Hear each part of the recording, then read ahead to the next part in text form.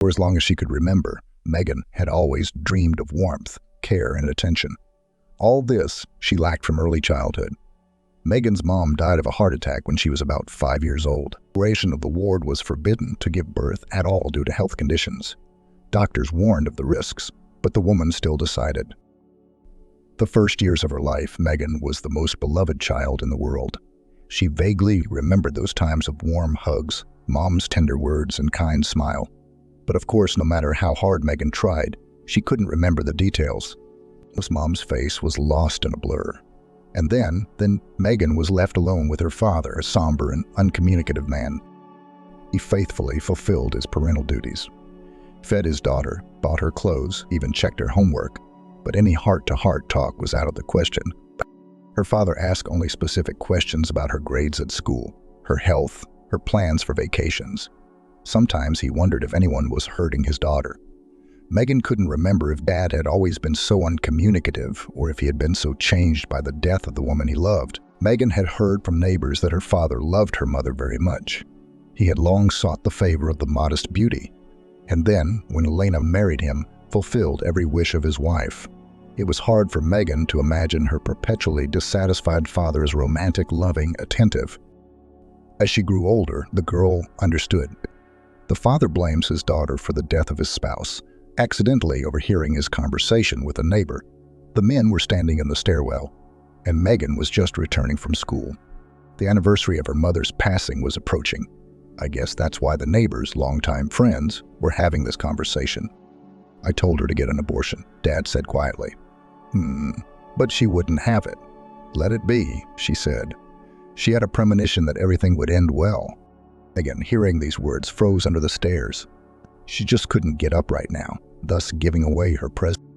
Well, it's all good in the end, and it was good at first, Uncle Peter, the neighbor, pointed out. Megan knew her mom was friends with his wife and Aunt Gray. Megan was born. Adeline still had a whole 5 years to live afterward. That's so sad, Dad agreed, but her health was failing, and I could see she was getting worse. And those sleepless nights, I myself tried to get up to my daughter to adult her to sleep, but I could not be there all the time. And those assholes, they finished her after 5 years. That's for sure. Even the doctor confirmed it. Megan was having a hard time processing what she had heard. She hadn't discussed it with anyone. And who would she tell? Her father, as it turned out, considered her the culprit of all his misfortunes, so he probably didn't talk to his daughter much. Megan didn't have any grandmothers, or rather she had one, her dad's mom, but she lived far away in the country. They saw each other very rarely, and of course, warm, trusting relations between them did not arise. And girlfriends. What about girlfriends? You can't talk to them about such topics. They won't understand. They're just fine. Each of them has a mom, a dad. Not all of them do, but Mom is the main mom. For so many tears, her childhood teenage years were spilled into a pillow. Longing for a mother the girl hardly knew or remembered. Sadness over the cool and strained relationship with her father. Megan dreamed of growing up sooner, having a family of her own, having children. She had no doubt that sooner or later a man would appear in her life who would love and protect her. And Megan would be happiness for him, a source of energy and inspiration. The father probably still loved his daughter in his own way. He rooted, loved, cared for his daughter as best he could, worried about her future. It was her father who arranged for the girl to go to the University of Economics and Law, and even to the prestigious Faculty of Finance and Economics, connected some connections. And now his daughter, who would hardly have been admitted on general grounds, is a student of the best university in the city. No, Megan was not stupid or lazy. She had always done well in school, and she had always done her homework diligently. But it was just that to enter this faculty required a very outstanding ability. The girl didn't have them, so her father helped her. True, among the girl's classmates, as it soon turned out, outstanding abilities possessed few. So many then got into the university this way, either for money or by blat. Megan liked studying, and somehow warm, friendly relations with her classmates were formed at once. A wonderful student time began. Life had changed a lot. Megan felt that very soon she would become an adult and independent, which means that her dream of a loving family is very close. In the 4th year, fate dealt the girl another crushing blow. She was left all alone. Her father is frowning and not talking, but so reliable. In the shop where he worked, a milling machine operator, a gas cylinder failed, and a fire broke out. There were few casualties, but Megan's father was among them. Then left alone in the whole world, Megan realized that all this time felt the support and love of a loved one. Yes, her father had been that kind of man, unable to express his feelings, not saying much. But now Megan realized it, how much he did for her. About a year, the girl came to herself, got used to the new world without her father, and then John appeared in her life. John was a student at their school, but he was in a different department, law school. He, like Megan, was graduating that year. They met at a lecture in the auditorium, which was common for soon-to-be graduates. Young people were told about the very procedure of graduation, state exams and diploma, introduced young people to possible employers, presented companies that offered jobs to the best and most diligent students. It was interesting. Megan happened to be among strangers. Her friends were sitting at the other end of the hall, but Megan was a little late and there was no seat next to them. So she had to sit where there were still empty chairs. At first, all the girl's attention was focused on the stage.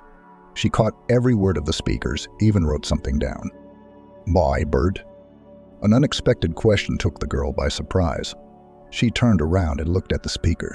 A handsome guy was looking at her with a smile. A wide smile, white teeth, correct facial features, and bright blue eyes. They immediately charmed Megan. There was so much interest in them.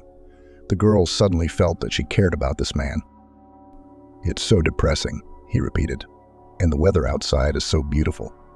Spring is in full swing. There's a spring flower festival in the park. Why don't we run away?" It was the first time Megan had ever seen this guy. Besides, the lecture was very important and interesting, and after it, Megan and her friends agreed to go to the library to prepare together for the credit on economic theory. But all this somehow suddenly lost importance, and the girl nodded her head in agreement. The boy glowed, as if her answer made him the happiest man in the world. He confidently took Megan's hand and led her away from the classroom. Some people looked at the couple, but Megan didn't care at all. The weather did turn out to be wonderful.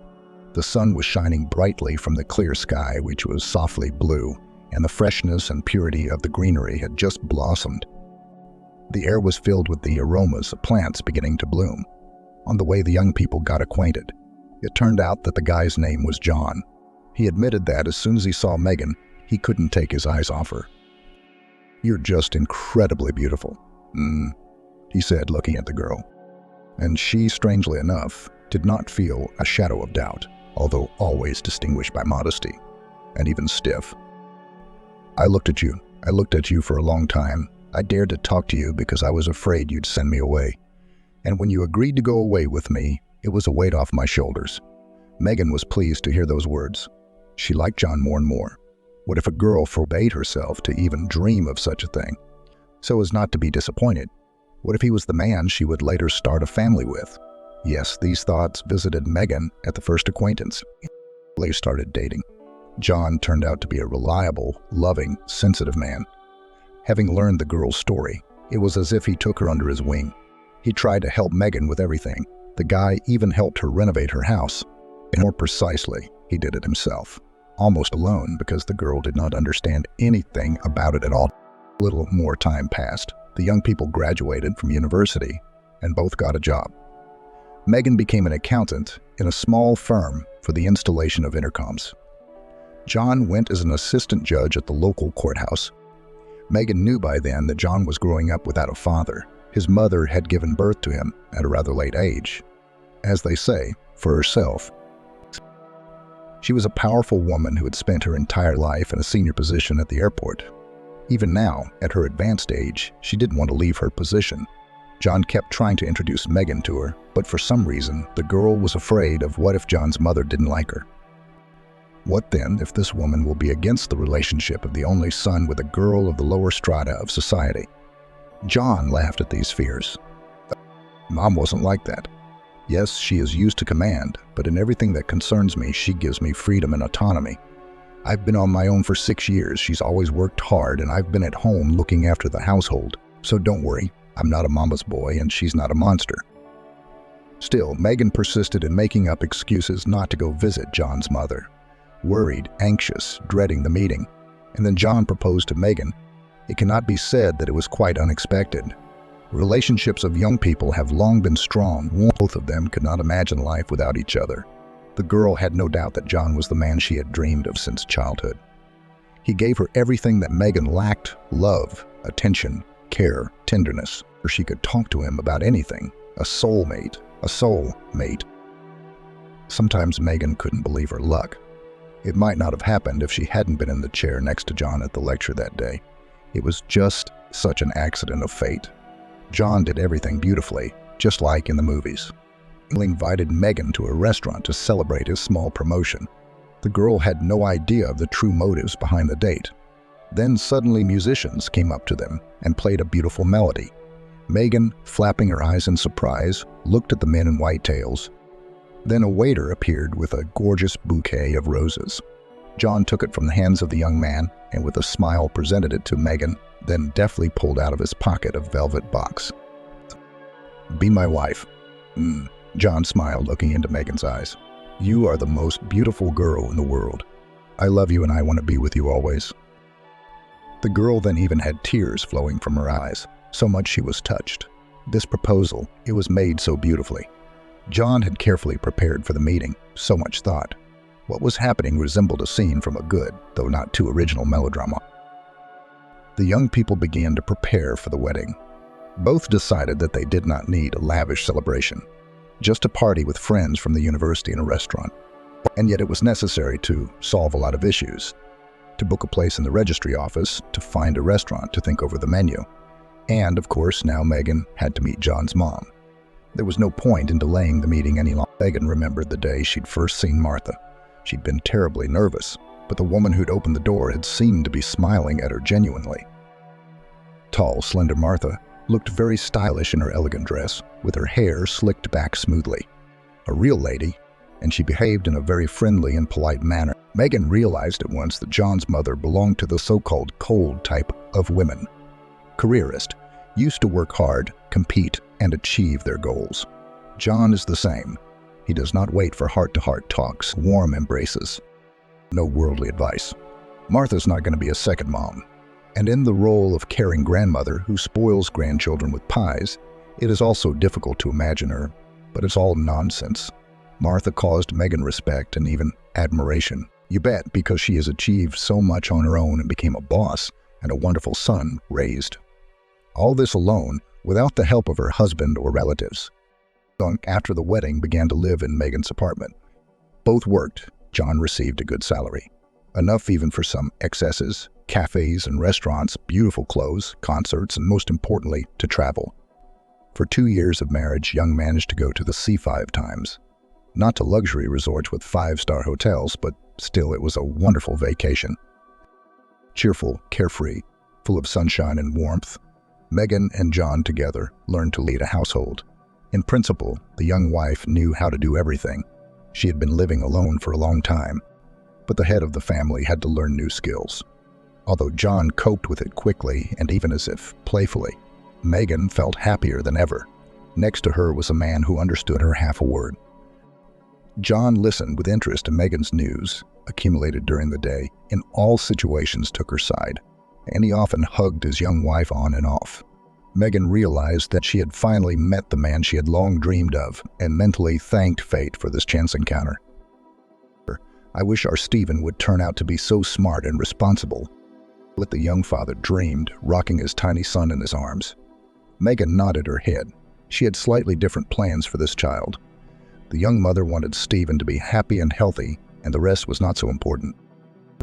You didn't have to be a factory manager at all to feel joyful and peaceful. Stephen did turn out to be an incredibly curious little boy. He was ahead of his peers in many ways. Early began to walk, early spoke.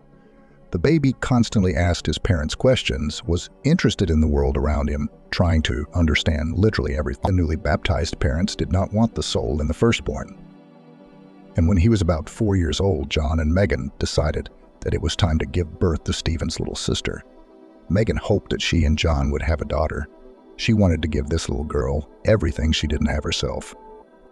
Pretty dresses, smart hairstyles at the matinee, talking about girly topics, doing things together in the kitchen and all that. But Richard was born, a wonderful blue-eyed baby boy, charming, charismatic, attracting the attention of others. So what's for the daughter next time? John smiled, rocking the stroller. It was their first family outing of the city. Stephen was holding on to the handle of the stroller too. He was so looking forward to his brother, so excited to see him. True, when Richard was brought home from the hospital, he was a little disappointed. It turned out that Stephen had hoped that his brother would be older right away. He imagined a boy with whom he could play catch-up or hide and seek. Time flew by at breakneck speed. It turned out that coping with a couple of little boys at once is not so easy. And then, unexpectedly, Martha came to Megan's rescue. Every day after work, her mother-in-law would rush home, quickly change her clothes, have dinner, and then go straight to her daughter-in-law's house. John was often late in court, sometimes coming in late at night. Megan was exhausted by evening, and it was during this difficult period that Martha appeared. To take care of the grandchildren, she would go out with the little ones to walk in the yard. Sometimes they went further into the park. It was only 2, well, at most 3 hours a day. But how Megan looked forward to them each time. While the kids were away, she had time to clean up, cook something, go to the bathroom, and all in peace and quiet. It seemed like a small thing, but for a young, tired mother, it was a real salvation. How grateful Megan was to Martha. She repeatedly told her mother-in-law about it, and the latter smiled and replied that she herself was happy to communicate with her grandchildren. No, a warm and close relationship between daughter-in-law and mother-in-law had not developed, although Megan wanted it very much. She invited her mother-in-law to tea, tried to start frank conversations, but this woman, she was some too aloof, cold and inaccessible like the Snow Queen. It was either her personality or she didn't like Megan very much. Eventually, Megan stopped worrying about it and accepted the situation as it was. Martha stayed away from her daughter-in-law with advice, reproaches, and moralizing. She showed up when Megan needed her and helped the young mother a lot. Perhaps the woman herself did not even realize how she supported Megan in a difficult period. A little more time passed, the boys grew up. Now both went to the garden, and Megan was finally able to go to work. There was more money in the family. The couple began planning a summer trip to the sea. It was to be their children's first. And then life in the country began to change. Enterprises were closing one after another. That fate befell the firm where Megan worked. The woman was out of work. John's salary began to be delayed steadily, which, by the way, at the new price level was not enough even for the most basic necessities. John was now practically never home at all. After a working day in court, he ran around the city looking for a part-time job. Somewhere to guard a warehouse, somewhere to help unload a truck. The man grabbed every opportunity to bring home an extra. Megan was a housewife now. She was looking for a job in her specialty. She ran to interviews, advertised in newspapers, but there was no result. In the end, the woman couldn't even get a job as a salesman. There was no demand for jobs in their town at that time. Megan was glad that she was able to at least find a job as a cleaner. Now she scrubbed the floors in the entryways of a neighboring house in the early morning while everyone was still asleep. It didn't pay much, but there was a plus side to the job. It ended late in the morning. The whole day was free. Money was scarce. The children were growing at a dizzying rate, and clothes were quickly becoming too small for them. They also needed nutritious meals. This John and Megan could sit on buckwheat or pasta, and the boys need vitamins, meat, fruit, milk. Young spouses were often close to despair. It was Martha who kept them from being completely lost. She was cut down long ago, as she should have been on a well-deserved vacation by age. And just someone needed a warm place, which for a long time was occupied by a firm and principled boss. But Martha managed to save a certain amount of money during the years of work at a fairly high post. She dreamed of buying a small house by the sea where she expected to meet her old age. But circumstances have changed and prices have risen. Now the woman's savings would not be enough for a decent home, and she was not going to buy anything. So Martha used her savings to sponsor the young family every month. Both John and Megan knew if anything happened, they wouldn't be lost. Martha wouldn't let them go under. But at the same time, they both didn't want to abuse the woman's help, so they did their best. It was hard, and yet the feeling of a strong rear end kept them from being discouraged. In spite of everything that was happening, Martha was still unknown to Megan. Her mother-in-law kept her distance from her daughter-in-law, and she didn't hug her son either. But grandchildren are a different matter. Next to them, the woman blossomed. She embraced them without shyness, kissed them, called them affectionate nicknames, and the boys reciprocated. Megan sometimes tried to talk to her husband about it. "Don't worry about it. Mom was always like that." He smiled. "Just a person like that, kind, good, loving. But she does not know how to show her feelings. Maybe it's because Mom grew up in an orphanage. I didn't get love when she was a kid. So she doesn't know how to express her feelings, but she's reliable and she doesn't abandon her own." When John and Megan's sons went to school, Martha took over the lessons. It turned out that she once, many years ago, wanted to become an elementary school teacher. Then the woman's career took a different path, but now the long-time dream was realized in her grandchildren. Grandmother was inspired by the boys. She knew how to be strict and demanding, but at the same time she emphasized to interest Stephen and Richard, to instill in them a thirst for knowledge, to develop the innate abilities of her grandchildren. While parents tried to get an extra penny and disappeared on earnings, their children did not run homeless in the yard. They were under the reliable supervision of their grandmother, who invested a lot in their development. Stephen and Richard were the best students in their classes. They were also good at sports, because Martha had time to take them to the volleyball section located on the other side of the city. In this sports center, the best coach worked, and Martha did not agree to anything less for her grandchildren. And so they lived, stretched, supported each other, raised their children. And then one day John got tired of working, as the man himself put it, miserable existence. He decided to risk opening his own business. It is clear that the man took the money for the promotion of the business from his mother. And where else? Not by taking out loans from the bank at crazy interest rates. Then the newlyweds had their first son, Stephen. The name was chosen by John, the name of his neighbor, who paid a lot of attention to the boy and became for him a kind of a substitute for his grandfather. He was a respected man, serious, intelligent. He headed a whole local factory for a long time. John bought some technical stuff from a warehouse in a neighboring town, sold it on the market at a higher price, and immediately made a profit, albeit a small one. The success inspired John, so he decided to work in this direction and registered as a sole proprietorship. Megan helped him with the documents. She was an economist, worked as an accountant for a long time, so reporting and primary documentation were completely on her. The couple rented a place in the market and began work. At first, the business was slow. The client base had not yet been built up. Links with suppliers had not been established. Profits in the first few months were either minimal or non-existent. I had to solve many different problems. Sometimes I even wanted to give up, but in the end, the business went on, and the small store earned money. Finally, the family had money, albeit small, but their own. They didn't have to ask Martha for help anymore. John even managed to pay her back the money he had borrowed for the business. Megan knew that her mother-in-law tried to refuse to give this help as a gift to the young family. But John insisted. They flew to the sea after all. The boys were already old enough. Megan watched with what joy they were running along the beach, and her heart sank with delight. What happiness this was. More on that next. John's business grew. Soon the man opened an entire store, then another. Now he had a whole staff working for him, accountants, managers, salespeople. But Megan was given the opportunity not to work and to deal with the house and children. True, the boys had already become teenagers and no longer needed a nanny. But the family moved to a private house, and Megan had a whole garden at her disposal. For its improvement, the woman took up with energy and inspiration. And again she thanked fate for what is happening in her life. The house is a full cup, a loving husband, wonderful, talented children. Every day a reason for joy and pride. And a garden in which Megan felt like a full mistress. Here she felt calm, relaxed, peaceful. The woman believed that her present life was a reward for what she had experienced as a child. She also often regretted that her father did not see how wonderful life was for his daughter. He probably would have been happy for Megan, and he certainly would have cherished his grandchildren. And yet, as time went on, Megan began to realize that something was missing. John had grown distant. No, they still had a wonderful relationship. Her husband was never rude to her, always remembered holidays and their personal dates. Only he was too busy working.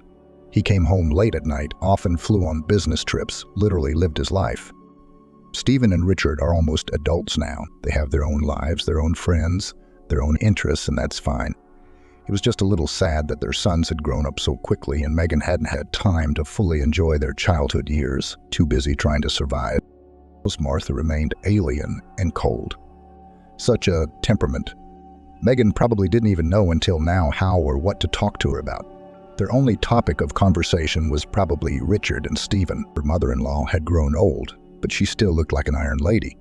She lived separately, and she refused to move out of her own apartment, where she was the full mistress, into her son's house. And Megan understood and supported her in this. And in this difficult period in Megan's life, again not happiness. She didn't even believe her feelings at first. She thought she just didn't even seem to allow the thought to be true. But then it became all too obvious. Megan realized she was expecting a baby again after all these years. John seemed overjoyed, but still took the news a little too reservedly. There wasn't the excitement in his eyes that there had been years ago when he had learned of his wife's first and second pregnancies. Wow, so unexpected, he smiled, then pulled Megan close and kissed her. We need to find you the best doctors. We're getting older, you know. Megan understood and was worried too, of course. Being pregnant in your early 20s was very different from being pregnant with a woman in her 40s. There are definitely more risks. The sons took the news of the imminent arrival of a brother or sister positively. Wow, we're going to have a little one. Stephen smiled. It's so weird, but I like the news. It's fun, Richard shook his head. Martha, hearing the news, only shrugged her shoulders. Well, it's unexpected, of course, but it's nothing special. I had John when I was a little younger than you. Everything's going to be all right now. The pregnancy, despite Megan's misgivings, went easily, but as an older woman, she had to undergo more frequent checkups. At the next ultrasound, Megan lay on the cold couch and prayed to herself that the baby would be okay. She, of course, dreamed of a daughter and a long time ago, since childhood. After the birth of her two sons, the wish had been forgotten. And now, when she found out that she was pregnant again, Megan began to hope again, how she wanted to become a mom of a charming girl. The woman chased these thoughts away from herself, convinced that one should be happy with any child. And it was unlikely that after two boys, suddenly such a miracle would happen. Why would it be a girl? Now, lying on the couch, Megan wanted only one thing, that with this child that lives under her heart, everything turned out to be all right. Whether it's a boy or a girl is a matter of 10. Being pregnant with her first sons, Megan didn't know much.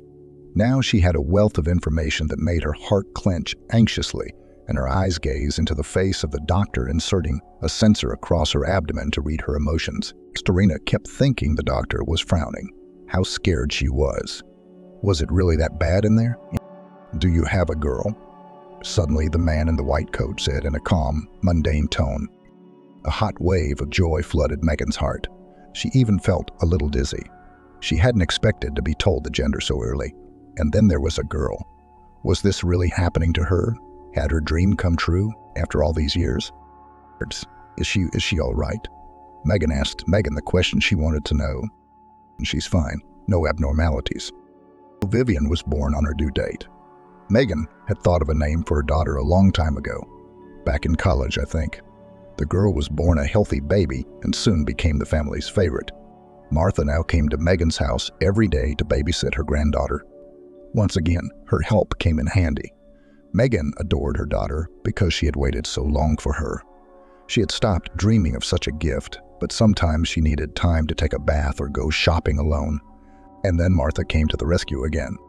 Her time flew by at breakneck speed. Megan knew it was always like that when you have a small child. He's just a helpless little baby. Before you know it, it's already a person with its own personality and hobbies. Vivian turned out to be a pretty little girl. She took after Megan, was the same swarthy, slender, and graceful, but her eyes were her father's huge, bright blue. They shone on her swarthy, beautiful face. The boys had all grown up. Stephen graduated first. He easily got into the Boston Medical Academy. Stephen must have decided in the 5th grade that he was going to be a doctor. At first, his parents thought it was a frivolous hobby. But as time went on, the eldest son stayed true to his dream. In the end, he entered the medical school, and on the budget. Megan at first was afraid to let the young guy alone in the big city. But Stephen, he was serious enough and independent for such a university. So in the end, his mother had to respectfully accept his decision. A few years later, Richard followed his brother. He, too, entered Boston University, only he chose a different specialty. From childhood, he was attracted to computers, programs, technical puzzles. The sons flew out of the nest. The husband lived a life of work. During this period, Megan realized what a happiness it is that she has a daughter small, beautiful, loved, and loving. She filled women's lives with joy and happiness, made it bright and meaningful. If it weren't for Vivian, Megan would feel all alone and unneeded now. Vivian practiced ballet and the girl was doing great. The choreographers were all saying she had real talent. Megan knew that her daughter went in her. Except that in childhood, Megan did not have such an opportunity to show her gift. Her father, of course, did not take her daughter to a club, but Vivian had succeeded. The girl even traveled with performances in different cities. A real tour, loving, caring mother everywhere accompanied her. It was a bright and saturated life, which gave Megan a daughter. Everything was good, just wonderful. The boys studied and worked in Boston. Megan visited them occasionally. The sons were happy, and that made them happy. John was developing a business that was bringing in more and more profit. Now Karina had a daughter, whose long-standing dream was finally realized. It would seem, live and rejoice. But the woman's heart was increasingly clenched from some vague premonitions. Something was wrong. Megan chased away bad thoughts. She was even going to see a psychologist, but one day, the cause of the vague anxiety revealed itself. Megan had gone to the mall to find a dress for her daughter's next performance. Vivian had caught a cold somewhere in the garden, so Martha stayed with her. Megan went to the mall. The woman was in high spirits. She had managed to find a wonderful outfit for her daughter, and it was just the right size. She imagined how excited her little girl's eyes would be when she saw the outfit. That's when the woman noticed John. She just happened to glance down, going up the escalator, and saw her husband on the first floor in a bright orange shirt, which she herself had given him. It was a stylish shirt with short sleeves, summer, dressy, and elegant at the same time. John liked it immediately, and now he often wore it to work. John wasn't walking alone, but with a young girl in his arms. From afar, Megan couldn't see all the details, couldn't see the stranger's face, didn't have time to estimate her age. But she noticed the main thing. John's hand was resting on the thin waist of the young woman. She, in turn, had her palm in the back pocket of John's pants. John was smiling happily. The world turned upside down in just a few moments. Megan stood on the escalator steps. She considered herself a happy, accomplished woman who had managed to build a strong family. And on the next floor, she arrived already a cheated and betrayed spouse. To gather her thoughts, Megan went up to the food court, settled down at a small table in the far corner of the hall, and ordered herself a coffee. What she had just witnessed, how to explain it? Megan really wanted to find some excuse for what she had seen, but it wasn't working. If she wanted to, she could still convince herself that John was just walking through the mall with a female employee.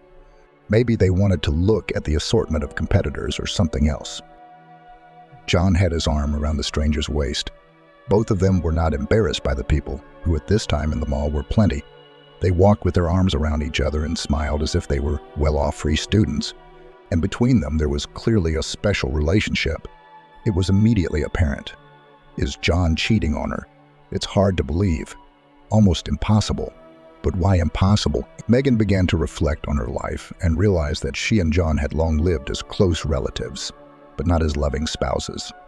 All their conversations revolved around their children and their future. When was the last time they had gone out together? Besides, John was away at work too often, flying on business trips. Maybe it wasn't business trips at all, but traveling with young mistresses. Megan found it hard to breathe, as if she'd been hit in the solar plexus. She couldn't get enough air. Everything was spinning in front of her eyes. Was her happy married life just an illusion? How stupid did she have to be not to see it? Megan decided not to get too excited. She pulled herself together and got up from the table. She'd have to go home and act like nothing had happened. When John returned, she would discreetly take his cell phone and look into his correspondence. Then everything will be clear, and we can do something about it. You need proof. Otherwise, you can fantasize a lot of things. Maybe it's not so bad after all.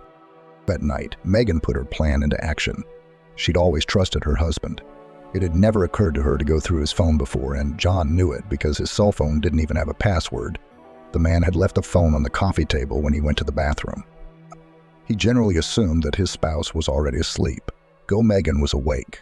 As soon as the sound of water came from the bathroom, she slipped out of bed and went downstairs. She grabbed her husband's cell phone, entered his messages, and there was a lot of interesting things. Megan learned that her husband's lover's name was Catherine. She was only 25 years old, not much older than Stephen. Deceived spouse leafed through numerous photos of a young girl. On them, she showed the advantages of her luxurious figure. Young, incredibly beautiful, daring Catherine was not shy and wrote such things, which rather even think was embarrassing, but John clearly liked it. Apparently, the couple had already had quite a long affair. John was firmly on the hook for the young beauty. They called each other cute nicknames, made plans for a summer vacation. Apparently, the lovers had not the first time traveled together to the sea. It hurt to read this correspondence, but she needed to know what was going on. What she saw shocked her. She did not want to believe that all this was true. The correspondence was also about Megan. Catherine called her lover's wife an old lady. John did not even try to defend his wife.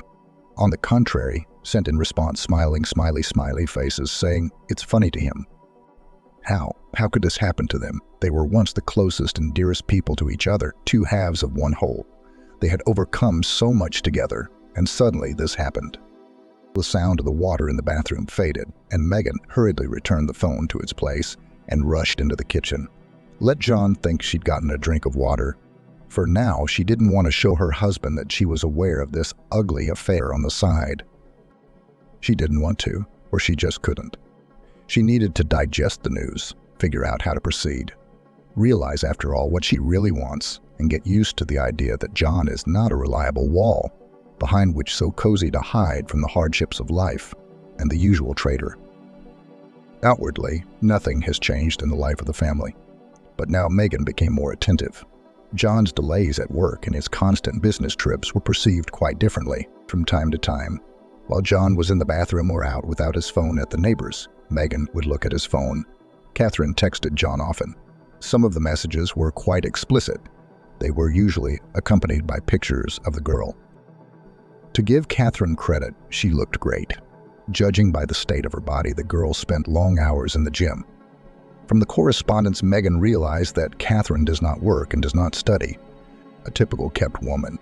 John was apparently willing to pay for it all. No, Megan knew that men just over 40 often pay attention to young nymphs.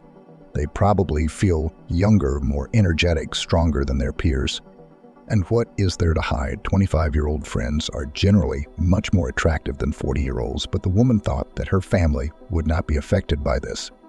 She remembered the way John had looked at her, what he had said to her. He had genuinely loved Megan. Once upon a time, she had never doubted that. Could such feelings also grow cold with time? Catherine was no longer just a lover or a girl for occasional entertainment, who could be dumped at any time, swapped for another. John and his young lady's relationship was about 5 years old. Sometimes historical dates were glimpsed in their correspondence, and the oldest ones were around the time Vivian was born. Apparently, that was when they had met. Megan remembered that period of time after giving birth and with a newborn baby in her arms. She didn't feel very well. She probably looked even worse. Megan was completely focused on her health. She didn't even have the energy for her sons at the time. Thankfully, by the time they were born, her sisters had long since managed to become fully independent young men. Of course, Megan paid almost no attention to her husband because, as it seemed to her, there was no need. A grown man passionate about his work. But maybe that was where the mistake lay. Maybe she herself was to blame for what was happening to their family now. Megan shook her head and chased away the wrong thoughts. What was her fault? It was John, after all, who had decided to look for fun aside. No would have supported his wife in her time of need, to take on some of the responsibilities, to take care of his spouse and newly born and daughter. No, John chose another option. Catherine may not be his first mistress. John had been estranged for a long time, after all. Megan realized that clearly now. It's just that the woman preferred not to notice such trifles as distant alarm bells. He earns money, does everything for the family, does not drink, does not beat, does not humiliate. In money does not limit. Well and wonderful. What else is there to complain about? Megan wasn't complaining. She lived and enjoyed a happy, as it seemed to her, family life. And then suddenly it hit her. Maybe Catherine was not John's first mistress, but that it was with her he had a serious enough relationship, Megan did not doubt. John was truly in love with the girl. It could be felt in the tone of his messages. What only affectionate words he did not call his mistress. The man protected his lady from domestic, financial, and any other problems, gave her gifts, was constantly interested in her desire. It pained Megan to read this. Perhaps he had never behaved like that with her, even in the golden years of their marriage. It was understandable then. They were spinning, surviving, pulling children not to sentimentality. Megan realized that Catherine was getting on John's nerves about the divorce. "Well, and when you already divorced your old lady?" wrote the girl, supplying the message with red from anger emoticons. "All in due time, baby," answered John. "I'd like more details. I'm in the process. A lot of things need to be prepared so that we can live not only happily but also richly. My princess loves a beautiful life." John's usually reserved and serious demeanor made Megan almost nauseous, but she continued to read the messages, looking for information about the upcoming divorce. She was more interested in this issue than any other, because it directly affected her and the children. Megan wasn't particularly worried about how her sons would take the divorce. They were adults and both of them had been living on their own for a long time. For them, most likely little will change. But the daughter, she is accustomed to this house and adores her father. Despite his indifference, the little girl would be very worried. Megan had no doubt about that, and something would have to be done about it. John's messages sometimes slipped in that he was taking his time with the divorce to properly prepare for leaving. What would that mean? The spouse was clearly up to something, and Megan wanted to find out what it was about. As far as her relationship with her spouse was concerned, nothing much had changed since Megan had found out about Catherine. Faking ignorance was easy. Megan and John hadn't spoken in a long time. Hey, how are you? How are the kids? That's all they talked about. And that's the life they've had for a long time. How come Megan didn't realize this before? I guess she was too busy with her daughter and her own worries and plans. She didn't tell Martha the details of her son's life, of course. She still came over sometimes to play with her granddaughter. There were times that Megan took and Vivian to her grandmother to go on business. But the relationship between mother-in-law and daughter-in-law never became warm and frank. Over the years, Megan had trusted Martha completely in everything about the baby. Perhaps it was the only person with whom the woman could leave her daughter with a light heart. But otherwise, over the years, Martha and Megan had remained largely strangers to each other.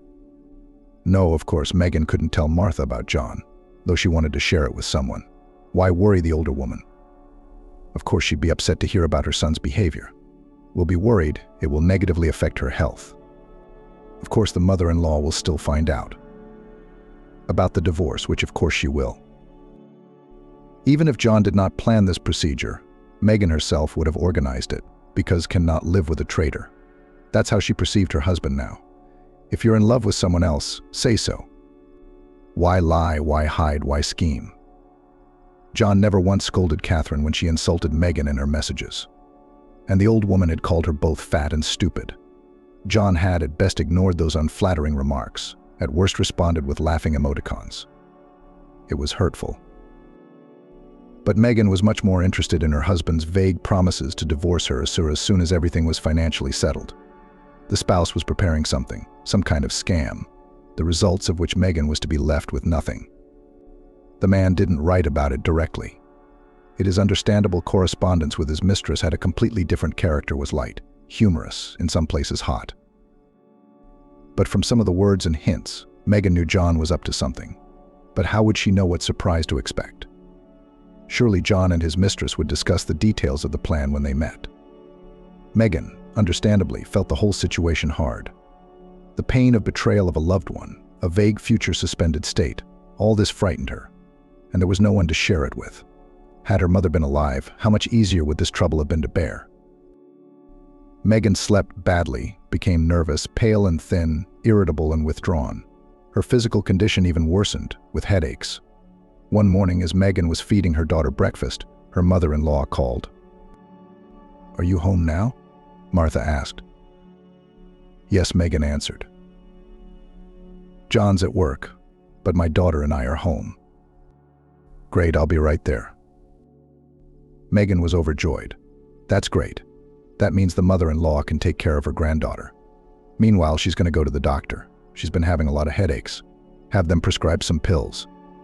I can't stand it anymore." Martha showed up as usual with a present for her granddaughter. A beautiful doll in a big pink box. The girl threw herself on her grandmother's neck. No, not because of the toy, of course, but there was just a special bond between Martha and Vivian. The grandmother and granddaughter seemed to understand each other without words. Megan had seen something like that before with her sons. Martha was a wonderful grandmother to all her children, sensitive, caring, attentive. It was surprising, considering her bossy, somewhat cold nature. Surprising, but wonderful. It's so nice to know that your children are so loved by someone other than you. Good morning. Megan smiled at her mother-in-law. It's so good to have you here. Vivian missed you. I actually came to see you today. The smile that had been directed at her granddaughter slid off the older woman's face. She stared at her daughter-in-law. Megan immediately tensed, sensing that this was going to be a serious matter. Go in the living room and watch cartoons. Okay? Megan turned to her daughter. She nodded her head and obediently slipped out of the room. She promised her mother and grandmother that they would join her soon to play with the new dolls. Martha and Megan were left alone in the kitchen. What was that about? What did you want to talk to me about? Megan asked. Martha didn't answer right away. It was obvious that she was having a hard time starting a conversation. Her mother-in-law sat down on a chair behind the counter that divides the kitchen into two parts. Megan sat across from her. Do you know that John has been the only person near and dear to me for a long time? Martha said at last. Until the grandchildren came along and you. Megan nodded. Of course she knew that. Martha had been pulling her son along on her own, working all her life, making sure the child had everything she needed, and yet not basking in gold, but really raising John, always making time for him.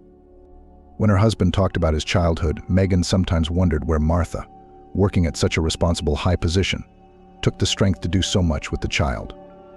She went hiking with him, and took him to museums, circuses, theaters, and every evening read books to him, and checked his lessons, and taught him everything around the house from cleaning and cooking to fixing the faucet.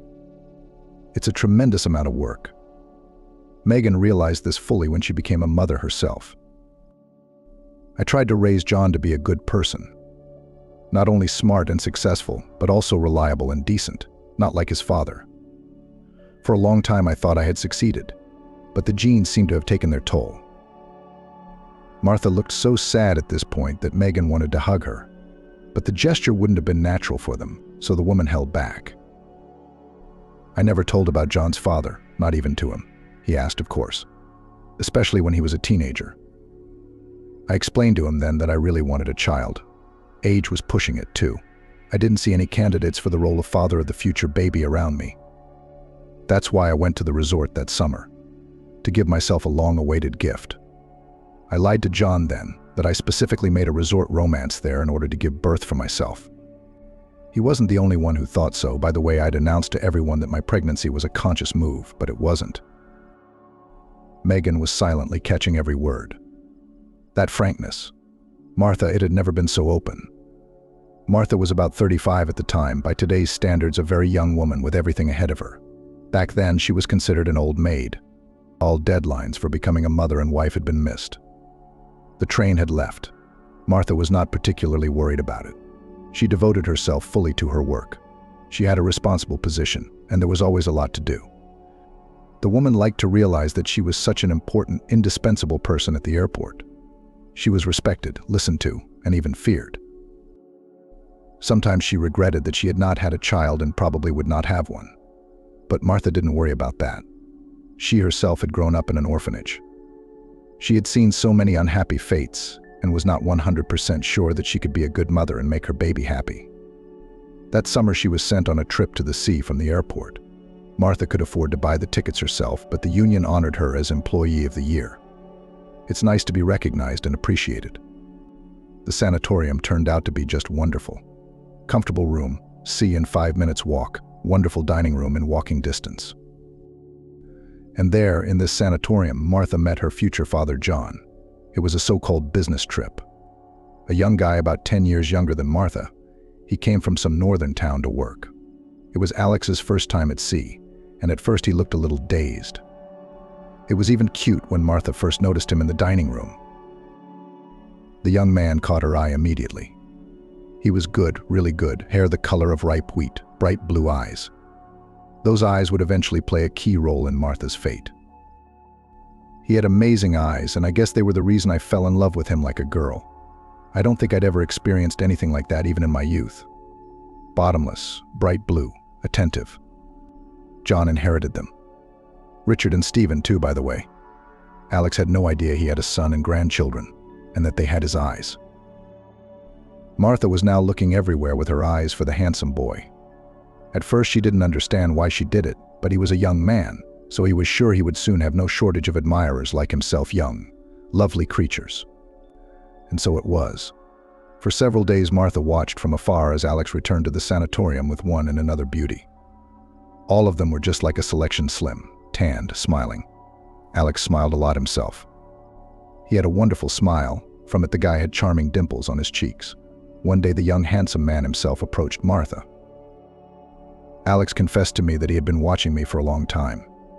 He's incredibly attracted to me. It was unexpected to hear that. A young, handsome guy whom I had been admiring from afar for about a week was giving me compliments that made my head spin. I was desperately jealous of all those young beauties with whom he appeared in the sanatorium.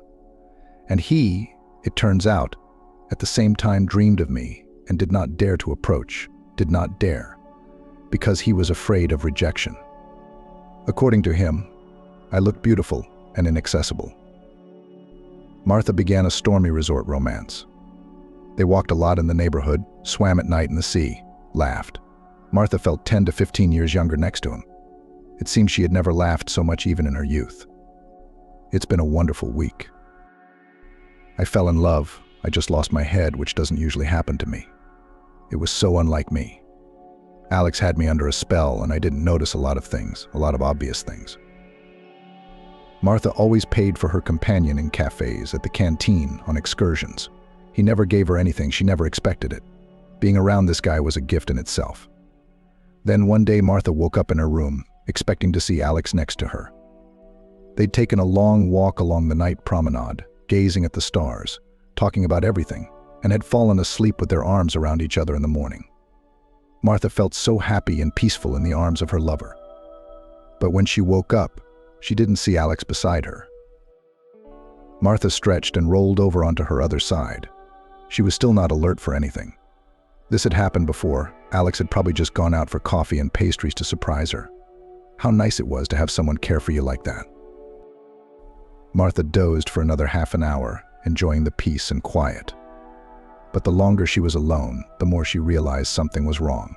Finally, the woman, unable to bear the anxiety any longer, got up, and then everything became clear. Alex's belongings were gone, not his clothes, not his favorite wristwatch.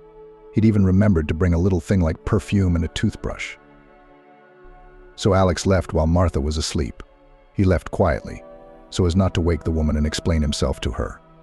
Why was everything fine yesterday? A wave of longing and despair and resentment swept into Martha. It became difficult to breathe. She wandered around the room and could not find a place to go. Her heart clenched with unbearable pain. Martha thought she had found her soulmate. Alex had been so easy for her, so pleasant. Even though he was much younger, Martha felt supported by him. Nothing had foreshadowed this outcome. Just last night, Alex had hugged her tightly, showering her with kisses and compliments. He was seriously planning a future together. The guy lived in a small town in the north. He even called Martha to go there, and she was ready to give up her career, apartment, friends, everything, just to be near him. In desperation, Martha opened her closets again and again. Maybe Alex had just moved his things? What about himself? Maybe he was late for some reason. But Alex's clothes were nowhere to be found. Martha noticed some of her own things were missing. A box of gold jewelry. Martha had taken a small part of her tame jewelry on vacation, but they were her favorite 2 pairs of earrings, a dainty chain, and a bracelet with small sapphires. Original, exquisite pieces that you couldn't buy in every store. Martha's bracelet was imported from Germany. Now this jewelry box has disappeared. There was no half-empty bottle of Chanel No. 5 on the shelf in the bathroom. In the safe closet, the woman was missing 3-year-old dresses, which she bought when she was on vacation in Riga. Her heart clenched with a bad feeling. So is Alex just a criminal? I should probably write a report to the police.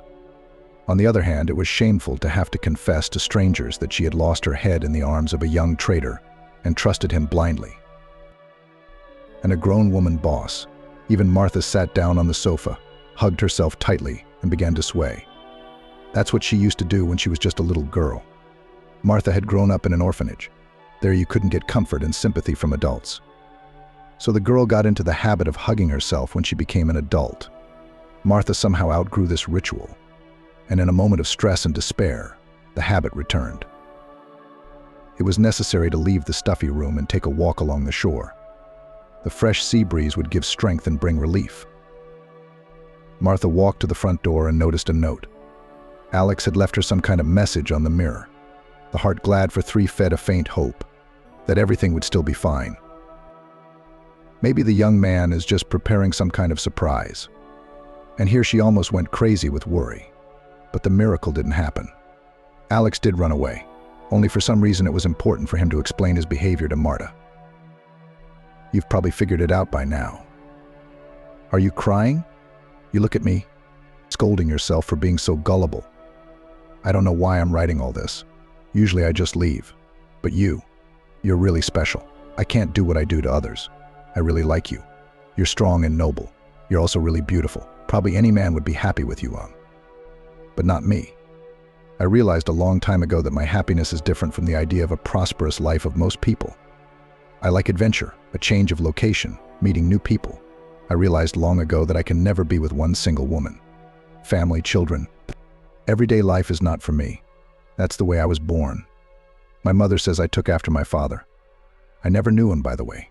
He's also a vagabond, an adventurer. Probably this man does not even know of my existence. It doesn't matter. Of course I haven't told you a word of the truth. Well, almost know the fact that you are very beautiful, smart, strong. I really think so. Those words of mine were sincere. As for my biography, I named the wrong city. I lied about my age. My name isn't even Alex. That's my favorite part of making up a cover story, pretending to be someone else. Some people think of me as a young actor, some as a talented young engineer. It all depends on the inspiration. Sometimes it comes to me and I compose a story about a tragic fate. It is fascinating, interesting, exciting. And women like it. I know how to make them happy, even if only for a short time. Those burning eyes of yours, those admiring glances. I make the gray everyday life of single ladies bright, colorful, magical. And for all this in life, you have to pay. That's why I charge a small fee for happy weeks and days. You have to admit, it's only fair. Our week was one of the happiest weeks of your life, wasn't it? I'm moving on. New adventures, new stories. And you? No offense. You're really special to me. I usually leave in silence, I don't leave notes. But I wanted to explain myself to you. Martha hurried on, staring at the piece of paper, the reading hard to fit in her head. Alex, who isn't even Alex, is a professional Alfonso, living off women, flitting through life like a careless moth. He plays different roles and enjoys it. Most likely we are talking about some kind of special mental disorder. But a normal person can't live like that. Strangest of all, after reading the note, Martha agreed with Alex. The guy was right. This week was really the brightest and happiest in her life. Martha decided to keep this story in the depths of her memory, sometimes to come back to it again, to feel those bright, positive emotions that Alex gave her. But it turned out differently. When Martha returned from vacation, she realized that she was expecting a child. I realized that it was Alex's child, a man who was probably not quite mentally healthy, but I decided to keep it because, first of all, I was tired of being all alone, and secondly, probably I still loved Alex. Or rather, the image that that young man had created. At the due date, a wonderful, healthy, and strong boy was born. He had Alex's eyes. Martha had noticed that back in the hospital. The handsome, charming baby inherited other features of his father's appearance. He bore little resemblance to Martha. The woman prayed that the son's resemblance to Alexei would be limited to external features. Martha, knowing about the genes inherited by John, therefore paid special attention to the upbringing of her son. She developed responsibility, honesty, and kindness in him, and John seemed to grow up to be a wonderful guy. Martha anxiously searched for the traits of a reckless adventurer, as his father was, but did not find them. John faithfully did his homework, never skipped classes at school, and then at the university. When the boy grew up, Martha watched his relationships with girls with bated breath. But even here, John did not resemble Alex. Before Megan, the guy dated a former classmate. They were a couple for several years in a row. No torrid short-term affairs. When her son married Megan, Martha exhaled, "It's okay. John has a beautiful wife, great kids, his own business. No, the son is nothing like the character of a careless Alfonso father. It was a success, but it turned out I'd been too early." Martha shook her head. "Now I'm going to have to tell you the bitter and ugly truth about John. I kept silent while it was none of my business. Went through everything inside me. But now the welfare of my grandchildren is at stake. I can't let them be left with nothing." Megan realized what she was about to talk about. To make it easier for her mother-in-law, she spoke up. "I know he's cheating on me. John has a young mistress. I've seen them together and even read the sweet couple's correspondence." "Really?" Martha's eyebrows rose in surprise. "And why didn't you scandalize him? How did you even survive it?" "I'm just at a loss," Megan admitted. Having someone to talk to made her feel better. Yes, it was John's mother. But Megan sensed that she was completely on her side. "I see." Martha nodded. "Anybody would be confused. So you know about this, Catherine?" Megan nodded, then asked, "But how did you know about it?" "John told me," Martha said. "He said he'd been unhappily married for a long time. That you, as his wife, didn't pay any attention to him. You'd lost yourself in the children and the house, become uninterested and indifferent. The usual male excuses." It was painful to realize that the only child in which so much invested in is capable of such a thing. Apparently, the genes still took their toll. Though not immediately, Megan could barely hold back her tears. But maybe he's right. I did have a lot to do with the kids in the house. Maybe John really did lack attention. I wish we had talked about it in time." "He's wrong," Martha said flatly. "There's more to it than that. Sometimes the feeling goes away. It happens, and it's normal, but this is different. John is lying to you, cheating on you, and that's the worst part. He and Catherine are going to leave you with nothing. You and the kids." "How?" Megan gasped. She was used to the idea of John cheating on her, and here was a new shock. It seemed to her that her husband adored children and would do anything to provide them with a happy future. And now this. Although these hints about preparing for divorce, this is their plan. "It's sad," Martha shook her head. "When I heard him, I wanted to give up the plan and my son right away. But then I decided to keep my emotions to myself. If I didn't agree, they'd think of something else." John felt like a happy man. He had achieved a lot in life, built a whole mini-empire, organized a network of plumbing stores. The man had a right to be proud of himself. His family life up to now, everything suited him: a beautiful wife, wonderful children, well-adjusted life. It was a kind of quest to get for the family funds, buy a new car, change the apartment to a large house. And then these tasks somehow ceased to fascinate and bring joy. It became too easy. John no longer needed money. They were enough for new acquisitions, and for traveling, and for children's education. The man suddenly got bored, and then just at this very moment, in his life appeared Catherine, young and energetic, loving adventures and adventures. She worked as a saleswoman in one of his stores. One evening, John stopped by the store to talk to the accountant, but the woman was no longer at work. Behind the counter, however, stood a new saleswoman, incredibly beautiful. She's openly flirting with the boss. But how can you resist? No, at first John resisted his feelings. His mother from childhood brought up in him responsibility, hammered into his head the true values of the family, so it was difficult for a man to make this step. But when it happened, John realized that all these years he had lived in the captivity of his own attitudes. With Catherine, John felt young and energetic again. She was as adventurous and capable of abnormal behavior as he was. Existence without this girl now seemed to John bland and boring. So it went on for several years. Feelings did not subside, on the contrary, flared up with renewed vigor. John was literally bewitched by his young, beautiful mistress. He did not want to part with her for a moment, but every or almost every evening he had to return to the boring Megan. The very atmosphere of the house, once warm and cozy, was weighing on John. He felt like he was in a prison. The lovers talked more and more about John needing to divorce Megan. It was a done deal. True, both of them did not want one thing: that half of all the property accumulated during the years of marriage passed into the ownership of the legal spouse. She wasn't working, was she? Catherine was indignant. She sat at home, cooking borscht, relaxing, watching soap operas while you worked. In justice, all property should belong to you and only you. That's true, John sighed.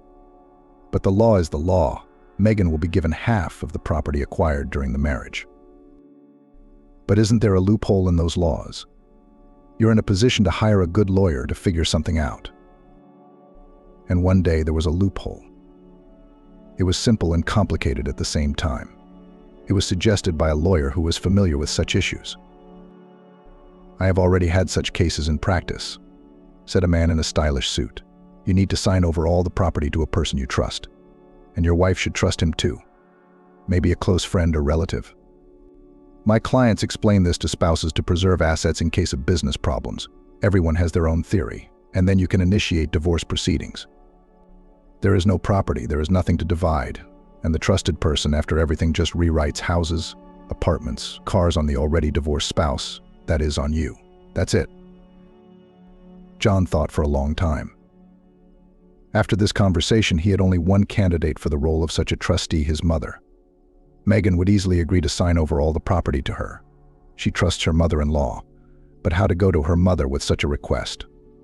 She would have to confess everything to her, and yet there was no other way. John decided to have a serious conversation. He realized his mother would not be happy about the situation. But she's his mother, she will support her son and help him. It was a shame to give Megan half of what he earned. Especially since Megan did not work, lived a quiet and relaxed life. What right does she have to all this? Martha listened to her son in silence, not interrupting. As always, she looked unperturbed and somewhat detached. The only thing that betrayed the older woman's anxiety was her fingers, which tugged relentlessly at the long sleeve of her sweater. "Have you made up your mind?" Martha asked when her son had finished. Yes, he nodded. "Ooh.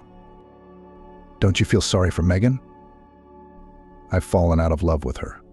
She's clearly indifferent to me. What are we going to do? Spend the rest of our lives together? What about assets? She hasn't invested a dime in the house or anything else. So that's fair. I was the only one working. She provided for you," Martha reminded me.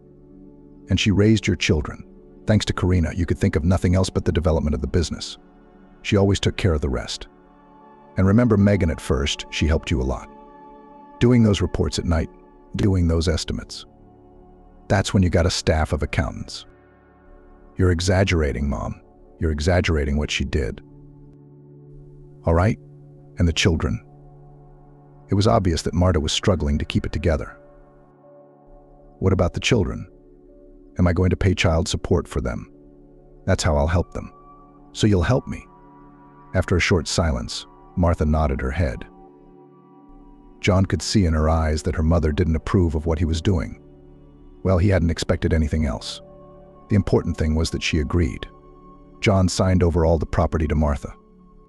Megan did not suspect anything. She immediately believed in the fairy tale that John, in this way, just avoid unnecessary risks. Megan hadn't been paying much attention to anything lately. All her time and attention was devoted to her young daughter. Well, all the better. Catherine was as excited as a child. You bet, because everything was going so smoothly, without a hitch. It seemed to open up a happy, carefree future ahead. Catherine and John planned to celebrate their success with a trip to the sea. They had already chosen a resort, even argued a little about it. One day, when all the property was already rewritten to Martha, John dared to have a frank conversation with Megan. The man, of course, was worried. All the same, to inform the person with whom he lived so many years, such news, not very pleasant. But Megan took it all surprisingly calmly. Naive woman, apparently has not yet realized that she will not get anything in the divorce. She wouldn't find out until the courtroom, and even if she finds out sooner, there's nothing she can do about it. John officially moved into the apartment he'd rented for Catherine. Now it was just the two of them, waiting for the court hearing after which Megan would have to leave home. In the very apartment where they lived before John succeeded, on the street, the ex-wife and daughter will not stay. And the boys, they're already living in another city. Independent young men. You don't have to worry about them at all. And now, finally, the day has come. John and Catherine have waited so long for this date. Today, at last, it will be over. John will get freedom. A little later, will sign everything from his mother to himself, and the sweet couple will fly to the beach with white soft sand. Catherine decided to go to the meeting with her beloved. She wore an elegant suit, emphasizing the advantages of her luxurious figure, made light makeup, let her hair down. John once again admired the beautiful beloved. Yes, she looked like a supermodel from the cover of a magazine. In his youth, John had never dreamed of such girls, and here he was, a stunning beauty in love with him. In the conference room, John noticed Megan at once. She looked surprisingly calm and dignified. For some reason, Martha was sitting next to her, wearing the suit she had worn as an airport employee on the days when she needed luck. His mother's presence confused John. He wondered why she was here. She's sitting next to Megan. Come to support her sister-in-law. Odd, considering their plan. Catherine tensed at the sight of her future mother-in-law. She disliked Martha. She realized that the older woman was not happy that the young girl had broken up her son's tight-knit family. So what? What did her opinion matter? Absolutely none, she thought. Martha greeted her son and his companion with a nod of her head. Megan, on the other hand, said hello loud and friendly, even smiled. The hearing began. The judge read the divorce decree, determined the place of residence of the minor daughter with her mother, and announced the amount of alimony that must now be paid monthly on Vivian John. And then it came to the most important thing of all, property. Since you don't share any property, there is nothing to divide, the judge concluded. The wife's marital home remains hers. In general, that's not all. What about the gift? Martha spoke from her seat. As for your gift, it's not a subject for a court of law. What gift deed? John jumped up, his heart clenched with misgivings. Catherine, sitting next to him, smiled happily. She did not suspect anything yet. A deed of gift for all your family's property, which I made out to Megan, Martha replied, looking pointedly at her son, Megan, and the grandchildren. What did you think? I'm going to leave them on the street with nothing, so you can have a nice life while they all live in a cramped apartment. John's eyes blurred. Such a man did not expect such a mother. He looked at Catherine, beautiful face. The girl skewed. There was an evil grimace. She opened and closed her mouth in surprise. She tried to say something, but not a single word escaped her tongue. She even seemed to be out of breath. Megan looked calm and peaceful. The judge read out some more formalities regarding the divorce.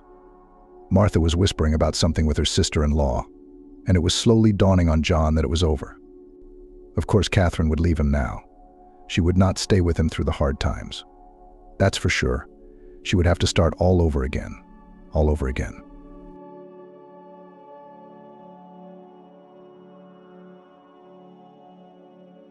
Why didn't your wife wash my clothes? The disgruntled mother said to her son. When the daughter-in-law heard this, she yelled at her mother-in-law so hard that her jaw dropped. Lexi was the first to leave home. There were 2 daughters in the family, but the older one was always called Lexi.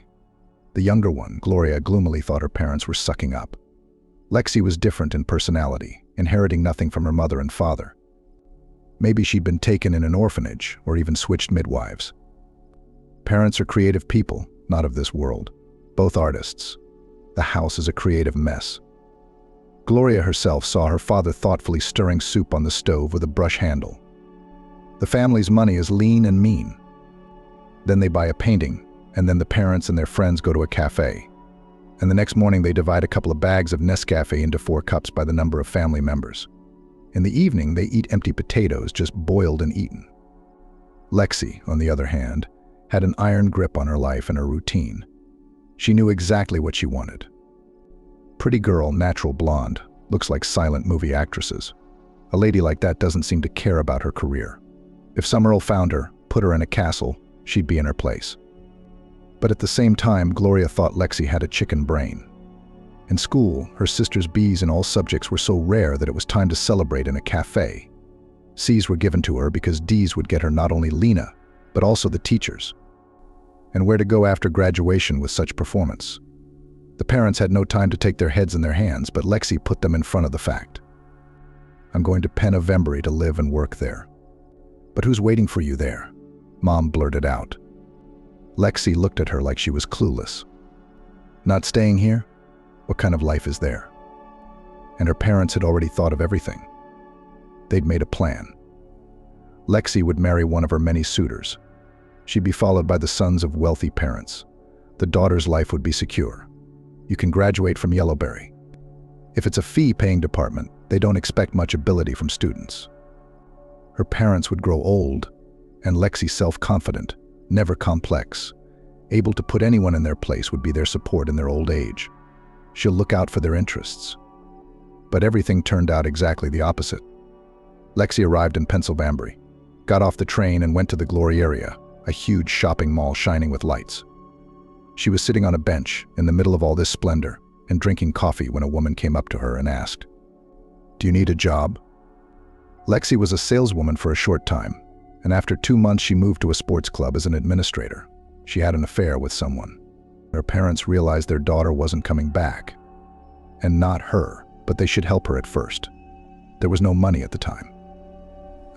Absolutely. So they took in my grandmother, my mom's mom.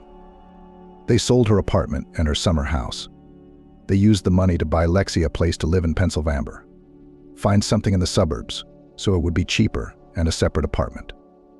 Lexi said, "No, I want downtown." Downtown was enough money for a 10-foot dead room. Not with some grandmother's repair, but one with no floor was necessary to lay boards, to wash the walls from black mold, and to keep the windows open for a week. Then, maybe, the smell of booze will go away. In the past, a scientist who had drunk himself into a bit of a lunatic had lived here. Many times they wanted to evict him, but his students, influential people, interceded, and the professor was left alone. The rest of the apartment was in slightly better condition, but it was also scary to look at.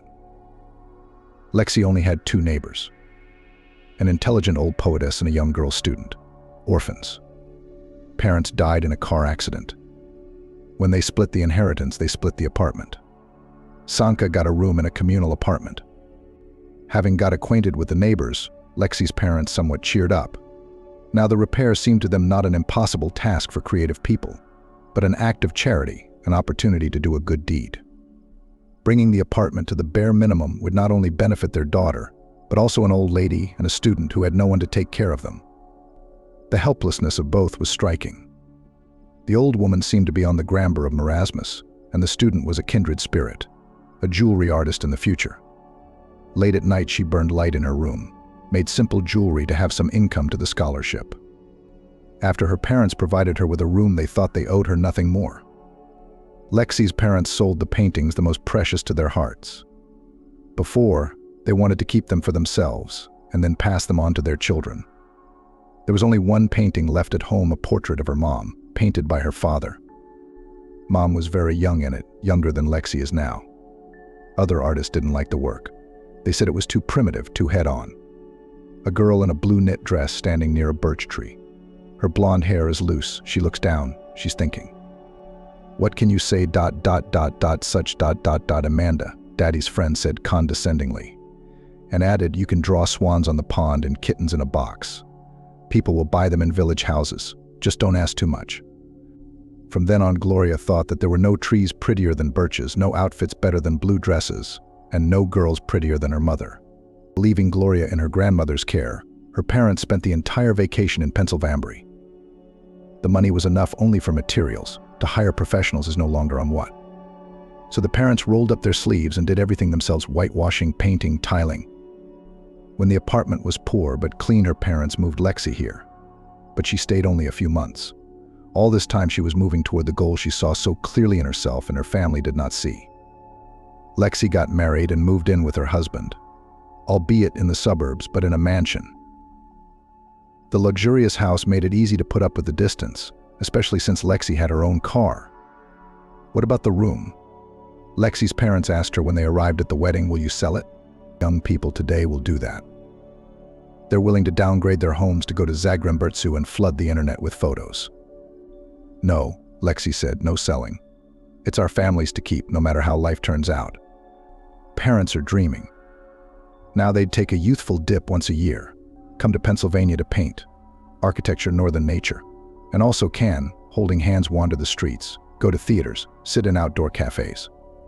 Gloria asked, "What about me?" Gloria was an honors student, so her parents had a program for her. She would graduate from high school and go to an institute. There was only one in the city, Polytechnic. But it used to be that engineers were pitied and made jokes about their small salaries. Nowadays, a man with a technical diploma is a valuable manpower. Gloria will get a diploma, get a good job, find a promising young man among her colleagues. Gloria's point of view was resentment and injustice. Everything was sold for Lexi, nothing of little value was left at home. And she, Gloria, by the way, had to live with her grandmother in a room to put up with her age. So Lenka got Pennsylvania and a millionaire, and she got an institute with math, which she never liked, a dirty factory the city was choking on its emissions, and a nerd as a husband. And then for her to look after her parents, since she is the youngest daughter, and under the side. Lexi is good, if the money will send. And the decision matured instantly. In the evening, Gloria told her father and mother, "I'm going to Pennsylvania now. Do we have a room there?" "We do. That's where I'll live. Don't worry about the rest." "But we let a lodger in," Mom whispered. "So call him and tell him to get out. But let him keep the key." "But he pays. We wanted to save this money, and then once a year to come and live on them on vacation. The boy goes home to the Camberculas and we go to Pennsbury for a vacation. I used to think you took Lexi from the orphanage because she's so self-sufficient and self-interested, but now I think I'm the foundling. How can you give one person everything and the other nothing?" That same evening, my mom called the same student, told him that the plans had changed and asked him to vacate the room. Gloria went to the northern capital and enrolled in medical school on a budget. She decided that it was necessary to get a grip, to settle in, and then she could go to the institute. But even in college, she finished her studies because she got married, and shortly before graduation, she was expecting a child. Gloria's millionaire husband was a long way from being a millionaire. Her Vincent had just come from the provinces, started a car service business. Maybe he perceived Gloria, as with housing, and also thought you have to start somewhere, something to hold on to. Vincent lived on rent and assessed Gloria's room, as well as the apartment as a whole, as promising. He was rubbing his hands together. "Let them sign the meters over to you," he said, referring to his wife's in-laws. "And there. I have a plan." It was hard to scratch out a room, but they managed. Lexi and her husband had gone to Europe. Her husband had a business in England. Against this backdrop, pregnant, wringing her hands, Gloria, who had nowhere to bring the baby, seemed like a creature from another planet. The sister signed the deed of gift, as if she had severed the last thread linking her to her homeland. "Look," Vincent told his wife, satisfied, "that grandmother is about to die. We can sign a contract with her that we buy her kefir until her death, Validal bring, and she on us formalizes her housing. We'll make a deal." Vincent was sure of it. "And the other neighbor?" Gloria asked. She hadn't been able to make friends with either Mary or Sandra since she'd lived here. Somehow they had developed a mutual dislike for each other.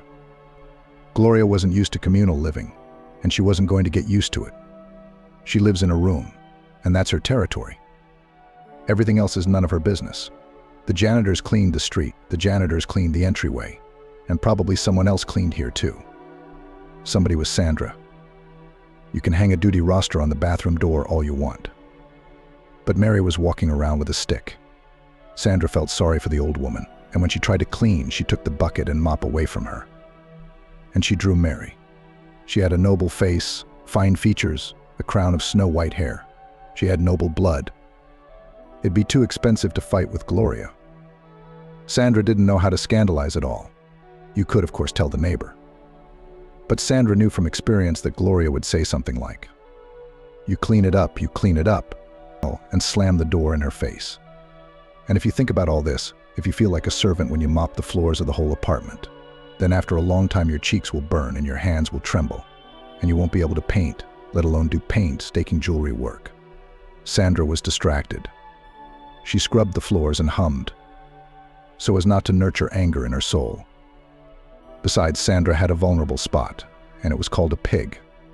Once Sandra had been asked to hold a mini pig, which acquaintances of acquaintances of acquaintances transported from point A to point B, and needed a point CA transfer point. At that time, there was nothing to talk about. A tiny pig resembled a live toy. And then the built plan fell apart. A friend said that her friends somewhere merged. She cannot take the piglet to herself. She has a small child.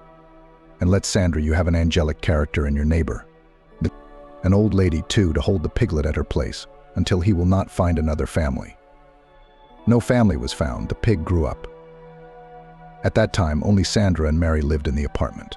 The latter talked to the pig like a child, read him poems, and gave him chocolate chip cookies. She read her poems to everyone. When she had the strength, she'd go downstairs. She'd stand on the boulevard and read to passers-by.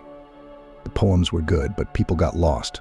They searched with their eyes for a cap, a bowl, where they could put their money. The bravest tried to slip bills into little lace-gloved hands. Mary lifted her chin. "The poem is my gift to you. People should give each other the most precious things. Only then will this world stand." The pig, whose name the old lady had chosen Sergo, walked on a leash like a dog. He was very clean in general. Sandra, who knew that sooner or later there would be neighbors who would demand that Sergo be evicted, was carrying an extra load. She became a volunteer cleaner. And if she rebelled against the fact that she had to clean the communal apartment every day, then only in the shower. So what about the other roommate? Gloria asked her husband. "It's easy with her. We'll buy her a place to live in a squat where they'll tolerate her pig." Gloria laughed. She remembered the look on Vincent's face when he'd first come to visit, washing his hands before he sat down at the table. And then Sergo peeked out of the room. "Are you going to talk?" Gloria asked. "You'd better. Maybe you'll find an approach with all your feminine stuff. Press on pity, say, 'We have a child, we need meters.' Then we'll go together. You'll stand next to her. And if she doesn't agree, you'll tell her you'll stab Sergo too. She'll agree, don't doubt it. She'd sell her soul for that pig. In a way, you're lucky to live with two crazy people." Let's start with the weak option. Gloria suggested to buy time. The weak option is the old woman. Gloria saw it herself. It's hard for her to even lift the kettle to pour boiling water into a cup. The old woman would obviously agree to have gift helpers. There were things that bothered Gloria, but she didn't want to think about them. She didn't want to be a babysitter for the old woman, for example. And she didn't want to be the old woman's babysitter. Vincent was gone all day, and what was in store for her? Gloria. She'd be torn between a small child and a grandmother who wanted her heels scratched. We need to make a contract so the old lady doesn't back off, and it should clearly state what they owe her. Like bringing her groceries from the store and calling the doctor. As long as Vincent doesn't tell her that Gloria has a medical degree herself. Otherwise, it's going to start take my blood pressure. Give me a shot. Will these pills help me? And the second interesting point to know how long the grandmother will live in the world. Bumping into Mary in the hallway, Gloria gave her a predatory stare, hoping to pick out any weaknesses. The old woman's gait was shuffling, leaning heavily on a stick, her legs no longer holding her up. Dismay. And when she washes dishes in the kitchen, the plates slip out of her hands, breaking. She can't even sweep up the splinters, the smaller ones she can't see on the floor. There was one more option, for the last resort. If the old woman lasted longer than was decent, she would have to be recognized as incapable, since she could no longer serve herself. Then she can be moved to a nursing home. But there's no way around it. First, you have to win Mary's trust. This will not be quite easy, since Gloria has already repeatedly rude to the old woman. Now she would have to change tactics. Gloria had no doubt that she would eventually succeed in winning the old woman's favor. So she didn't put off the conversation until the last minute. The very next day, she found Mary in the kitchen while she was making oatmeal, offered her tea and cake. Gloria was surprised by the result. The old lady tightened her lips and asked coldly, "What do you want from me?" "I want to talk." Mary didn't even sit down at the table, even though Gloria had called for her. She stood leaning on not one but two sticks. That's how she got around when she was having a particularly rough day, when everything hurt. Gloria, who had set herself up for an affectionate and patronizing tone as if she could see how it would be better old people are like little children, they need to be told everything. Gloria was now confused and babbled about care and concern. "I don't want to," Mary said simply. "I don't want anyone interfering in my life. Gloria, I understand what you want. In the end, you want my room. But that's not going to happen. I have a niece, and I'm writing my will in her favor." "Why doesn't she visit and help you, this niece?" Gloria, frustrated by the collapse of her plans, could no longer hold back, her voice sounding angry. "That's none of your business," the old woman said. She had to leave one stick in the kitchen. And leaning heavily on the other, she went to her room, taking with her a small pot of oatmeal. She didn't want to see Gloria for an extra minute or eat in front of her. In the evening, Gloria told her husband. Vincent didn't believe it. "Come on, she's bluffing. Nobody saw that niece. I guess the old woman wants us to bring her kefir, but also to give her money. We have to put pressure on her." "How? She's lived here all her life. She's a native. She knows the value of her room. She's not going to give it up, judging by her tone. If she's a native, she remembers the 90s. That's the way to talk to her." Vincent went to the old lady himself, told Gloria stay out of it. "Or you'll say something pathetic. It's got to be tough." He came back about 20 minutes later. His shirt collar was unbuttoned, his neck was sweaty. He hadn't been a guest, he'd been in a bathhouse. "She's so old, she's not afraid of anything," he answered Gloria's mute question. "What can you scare her with?" Mary told Sandra what they were talking about. She went to her room, brought her some dried goods. They drank tea with them. And Sergo ate the rest. It was his favorite treat. "Do you know, Sandrenka, what he offered me? A small apartment on the first floor somewhere in the suburbs. There's a park across the street and a clinic nearby. What else do you want? Sitting on the bed, you can reach every corner of the room." Sandra did not think that her old neighbor, who has already seen so much in her life, so much will get so mad ordinary bore. "Mary, calm down. No one's going to force you to sell or trade anything against your will. It's impossible. You know, child, what hurts? It's probably my stupidity. But I let it slip that this apartment once belonged entirely to my family, starting with my great-great-grandfather and great-great-grandmother. And I've lived here all my life. You don't replant an old tree with roots. I want to leave in my native walls. They took me in. They will see me off." I'm talking, but I see Vincent's fingers drumming on the table. It's all lyrics to him, cheap foreign lyrics that don't cost a penny. He doesn't want to hear it, and he doesn't want to hear it. That is, everything I explained to him, he let it pass his ears and his heart. He asks, "Why don't you think about it some more?" I shake my head no. And he said venomously, "So, my wife and I are in trouble. You stink up the whole apartment with your old man's odor. Soon you'll start losing your stuff in the hallway, and we have a child to raise here. My wife offered to take care of you. You stubbornly refused. You don't want to move out to a separate apartment. Well, blame yourself." Sandra wanted to jump up from her seat, to go to the neighbors, preferably to kick in the door. And Mary touched her arm. "Calm down, baby. I told him no, and I'll stand my ground. But what I'm bitter about is this. He could have opened his cards and asked for a man's life. We have a young family, we'll have children. It'll be hard for us to raise them, we'll be cramped. We're ready to buy you an apartment where it's convenient, and we'll pay you extra with money. That's human, with respect for me." And he tried to cheat the old woman, as they say nowadays, to get a free ride. What if it works out? What if I, a fool, agree? But he punished himself.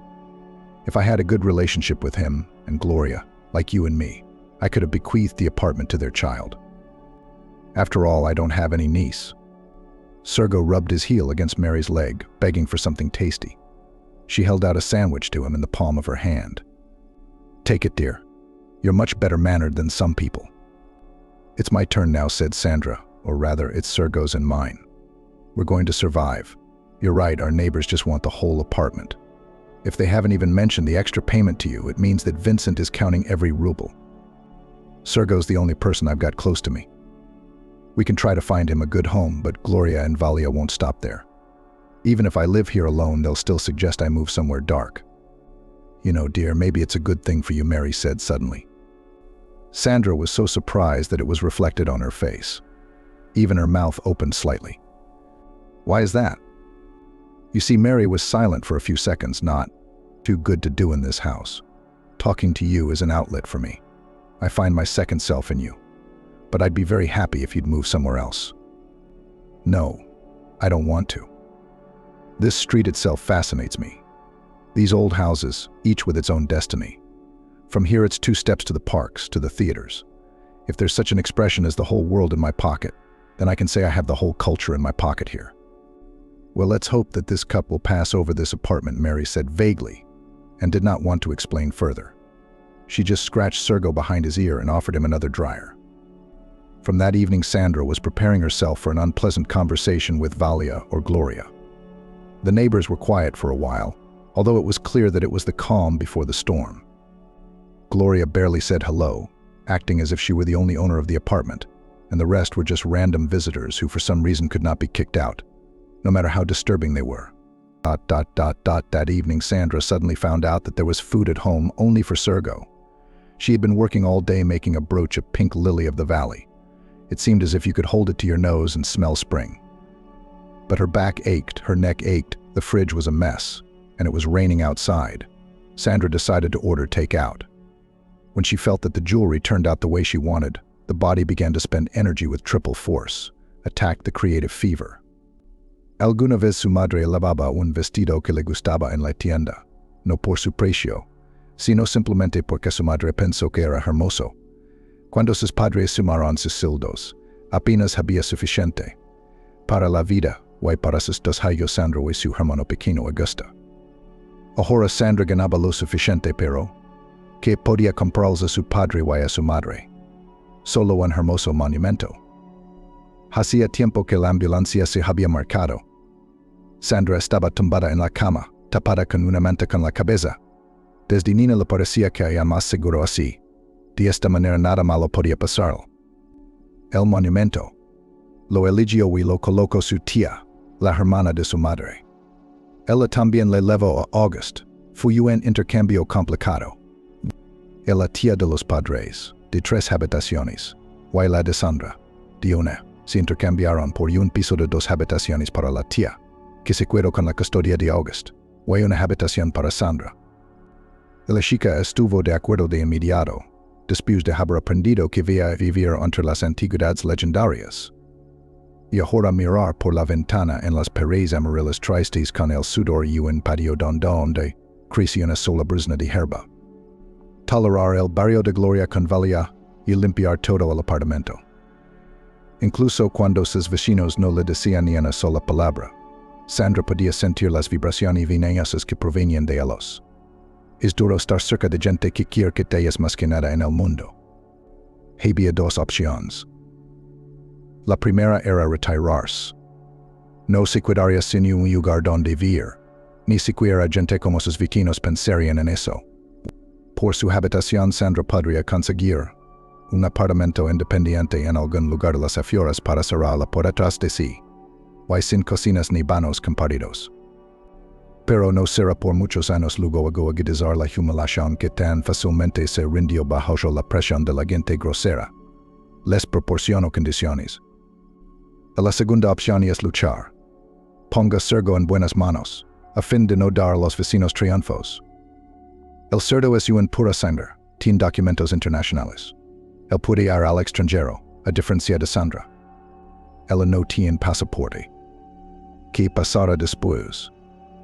Gloria y Valia ocuparán la habitación de María. Tarde o temprano ocurrirá. Aunque hay que esperar a que la vieja se vaya. Los vecinos se esparcirán en un banquet para conseguir esos metros. Hoy Sandra se quedará sola en un campo hostil. Volverá a casa y sentirá cuánto la odia todo el mundo. Tendrá que encerrarse en su habitación porque Sandra nunca aprenderá a escandalizar. No tiene ese gen del escándalo en su programa interno y no tiene dónde sacarlo. Sergo percibió el estado de ánimo de su ama. Cacareó sus pezuñas sobre el parque y hacían ruidos tintinantes y estrepitosos. Y empezó a mirarla ansiosamente a la cara, como si fuera un perro y lo entendiera todo. Luego la suegra. ¿Cuál es el problema de aguantar a un hombre durante una semana? Gloria se preguntó por qué estaba tratando esta visita tan corta como un desastre. Como si fuera un gato y la forane acariciar contra su pelaje durante una semana. Pero un gato puede escaparse al desván, al sótano. O encontrar otro gato, incluso mejor que el que está en casa. Pero Gloria no puede ir a ninguna parte. No hay a dónde ir. Su suegra es una muchachita demacrada. Vincent la recibió en la estación de tren, cargó sus maletas en el coche. Pero de donde venía la suegra, tenía que llevarlas hasta el tren. ¿Cómo iba a hacerlo? Las maletas ocupaban media cocina. Tarros de 3 litros con encurtidos, miel, manteca de cerdo e incluso un cadáver de pato, amarillo por la grasa. Ahora había comida suficiente para un mes. Gloria temía que su suegra hubiera cambiado de planes y se quedara 4 semanas en lugar de una. Y se dio cuenta de que nunca sería la nuera de Amber. La tía Amber no podía llamar la madre, su propia hija. Gloria había preparado una cena completa para la llegada de su invitada. Sirvió sopa de champiñones. No había sal en la mesa. Vincent fue a la cocina y cogió un poco. Su suegra apretó los labios. Gloria sirvió el segundo plato y recogió los platos sucios. Al salir por la puerta, lo oyó. Una buena anfitriona no se sienta si no hay nada en la mesa. Y su marido no sale corriendo a por sal. Tu padre no sabía dónde estaban mis platos. La relación se arregló de una vez por todas. Gloria no podía complacer a su suegra por mucho que lo intentara. Decidió no intentarlo en absoluto. Una vez más, tuvo que hablar mal de sus vecinos, incapaces de desaparecer en el aire para liberar el espacio que su familia necesitaba. Gloria fue a la tienda. Compró un biombo chino pajaros de vivos colores sobre fondo negro. Vincent ya había desmontado la cama gemela, y había literas estrechas a lo largo de las paredes. Gloria cercó la suya. Era mejor por un lado. Daba la ilusión de intimidad, tumbada con las piernas en alto. Y Gloria se le hincharon los pies con el embarazo. Por otro lado, daba la sensación de que la habitación pertenecía a su suegra y a su hija, y ella, Gloria, era superflua. Escondida en un rincón, en su perrera. ¿Por qué había venido Amber? Se preguntó Gloria. Solían ir a la grande ciudad a comprar cosas que no encontraban en el campo. Hacían una lista en más de una hoja de papel, incluyendo a parientes y conocidos. Pero ahora se puede comprar de todas partes. Y mi suegra no quería ir de compras. Gloria no se dio cuenta enseguida. Amber había viajado lejos para ver cómo le iba a su hijo. Ajustar su vida a lo que ella creía correcto. Aprendí a hornear le dijo a Gloria. Tú no te acerques al horno, pero deberías. Las tartas son tan útiles. Cuando crié a mis hijos, siempre tenía un plato de tartas en la mesa. Con patatas con col, con lo que fuera más barato, incluso con salchicha de hígado. Y mis hijos nunca pasaron hambre. Barato y abundante. Tienes carne en la mesa todos los días. Eso es mucho dinero para comida. Y Valia es la única que gana dinero. Una semana. Se repetía Gloria cada noche, solo una semana. Y ya ha pasado otro día. Vincent le dijo que le había comprado a su madre un billete de tren de vuelta. Gloria se animó y se prometió a sí a ella misma permanecer en cuadro durante el resto de la semana. Pero las buenas intenciones se saben.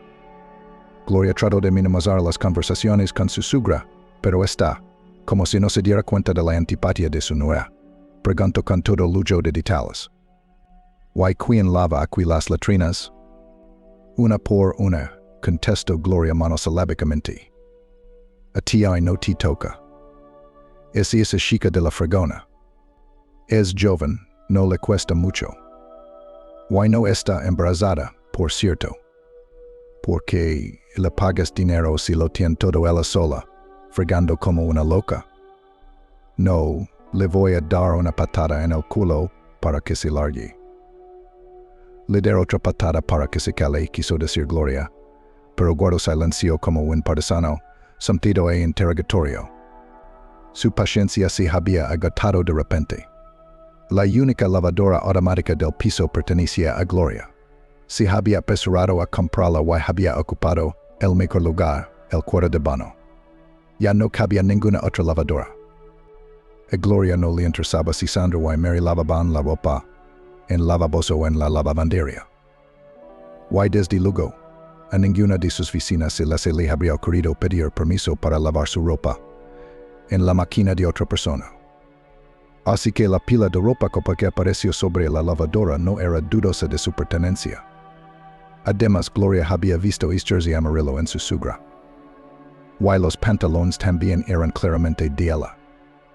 Pero sería que se cogen dos dedos, se meten en la lavadora, se echa el polvo, se enciende el programa. Y ya está. Es la madre del marido. Se marca dentro de 2 días. Pero Gloria sintió una novena oleada de irritación, incluso de odio. No quería tocar la ropa de aquella anciana, cogerla con las manos, aspirar el olor de su cuerpo sucio. Quería vengarse de alguna manera por una semana de vivir con la boca cerrada, con la boca tapada y incapaz de decir lo que pensaba. Empujó con el pie la ropa de la anciana hasta el rincón más sucio de la bañera y la pisoteó. Metió la ropa de cama en la lavadora. Antes de que llegara su marido, colgó sábanas y fundas nórdicas blancas como la nieve, perfumadas. Y mi suegra vio que sus cosas estaban sin lavar. Fui al baño a comprobarlo. Cuando volvió tenía los labios apretados. Cuando llegó Vincent, Gloria debía servir la cena. Pero dudo.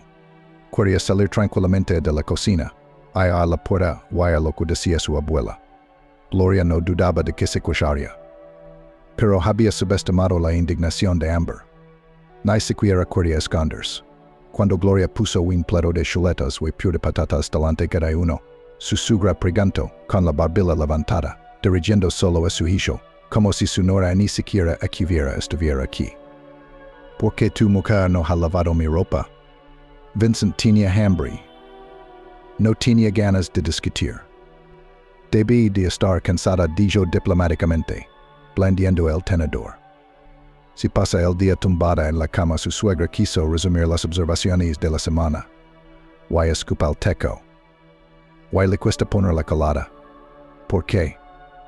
Ahí es donde Gloria se salió por la tangente. Porque no soy lavandera, dijo con una sonrisa que podía eclipsar al sol, por lo que tenía de oriente, porque tú hijo y tú vives en mi casa. Y si lo esperáis, que os complazca otro, pero no yo. El suegra jadeó, con indignación y ganas de replicar. Se le desencajó la mandíbula. Y entonces una de ellas se movió de su sitio habitual. A mi suegra le hicieron la prótesis más barata en el hospital del distrito. Y no aguanto la emoción. Tuve que correr al baño para arreglarla. Fui una humiliación adida. Gloria salió para calmarse y preparar té. Cuando volvió, Vincent estaba ayudando a su madre a hacer las maletas. No había mucho. Su suegra había traído las cosas en bolsas grandes y su propia ropa en una pequeña. La ropa sucia estaba en una bolsa. ¿A dónde vais? Preguntó Gloria, enfatizando el tú. No le interesaba saber a dónde iba su suegra. A casa de un conocido, respondió Vincent secamente. Se había lavado a su madre y no había vuelto a casa por la noche. Pero Gloria sabía que solo era temporal. ¿A dónde iría? Un celo en el pasaporte, un teco y un hijo en el horizonte. Volverá como un bombón. Solo se cuidará con la vía hasta que la suba al tren para demostrar que está con ella. Y entonces vendrá. Sandra y Mary apenas se dieron cuenta de que un extraño vivía en el apartamento. Ya antes se habían sentido atraídas hacia sus habitaciones, como un caracol hacia su concha. La vociferante y perpetuamente descontenta Gloria llenaba todo el espacio del apartamento. Y no querían cruzarse con ella. Sandra estaba sentada en la cama, acariciando a Sergo, cubierto con una manta de cuadros escoceses, rascando el cuello. Pero sus pensamientos vagaban muy lejos. Se dio cuenta de que era poco probable que un incidente como un intento de suicidio en una sola casa legara a los principales sitios de noticias. Así que ahora se limitaba a ir de una red social a otra, desplazándose por las noticias de la comunidad, mirando un día, 2, 3 por delante. Se dio cuenta de que este trabajo podía ser interminable y, incluso infructuoso. Era aún más probable que así fuera. Pero qué extraña sensación era enterarse de lo que nadie más sabía. Es difícil ser Dios. Y incluso livar una pequeña chispa ser un visionario también es muy difícil. Pues ver quién ganará un partido de fútbol, qué político tendrá un batacazo en su carrera, pero a Sandra no le interesaba nada de eso. De repente se estremeció y parpadeó mucho. Tenía la costumbre de parpadear, como si todo lo desagradable fuera a desaparecer por sí solo si parpadeaba, y luego lo miraba más de cerca. Volviendo a casa hoy, leo en el foro, la primera hora de la noche, vio, y nosotros en el patio ambulancia se encuentra. Cercana una chica.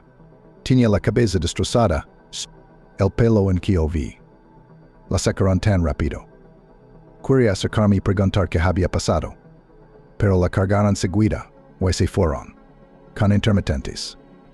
Debajo del mensaje había una foto, al parecer tomada apresuradamente con un teléfono. Sandra parpadeó por última vez, nada había cambiado. Era la entrada de su casa, un graffiti familiar. Y en la Camila. Sí, parecía que era ella. Estaba cubierta de algo, pero ese pelo ensangrentado. ¿Se puede cambiar el destino? ¿O te seguirá lavando a la serpiente, como alega el profeta? Tratar de trepar o doblar las patas sobre el pecho, dejar que sí como será. Sandra echó un vistazo a la fecha. Sería dentro de 5 días. Así que solo tenía 5 días. Sabes el día, la hora y el lugar en que te va a suceder. Así que vete a un lugar tranquilo y espera. Luego vuelve. Había un lugar donde ir. Podía pedirle a una de mis amigas solteras que pasara la noche. Y su tía no la echaría si era solo por una noche.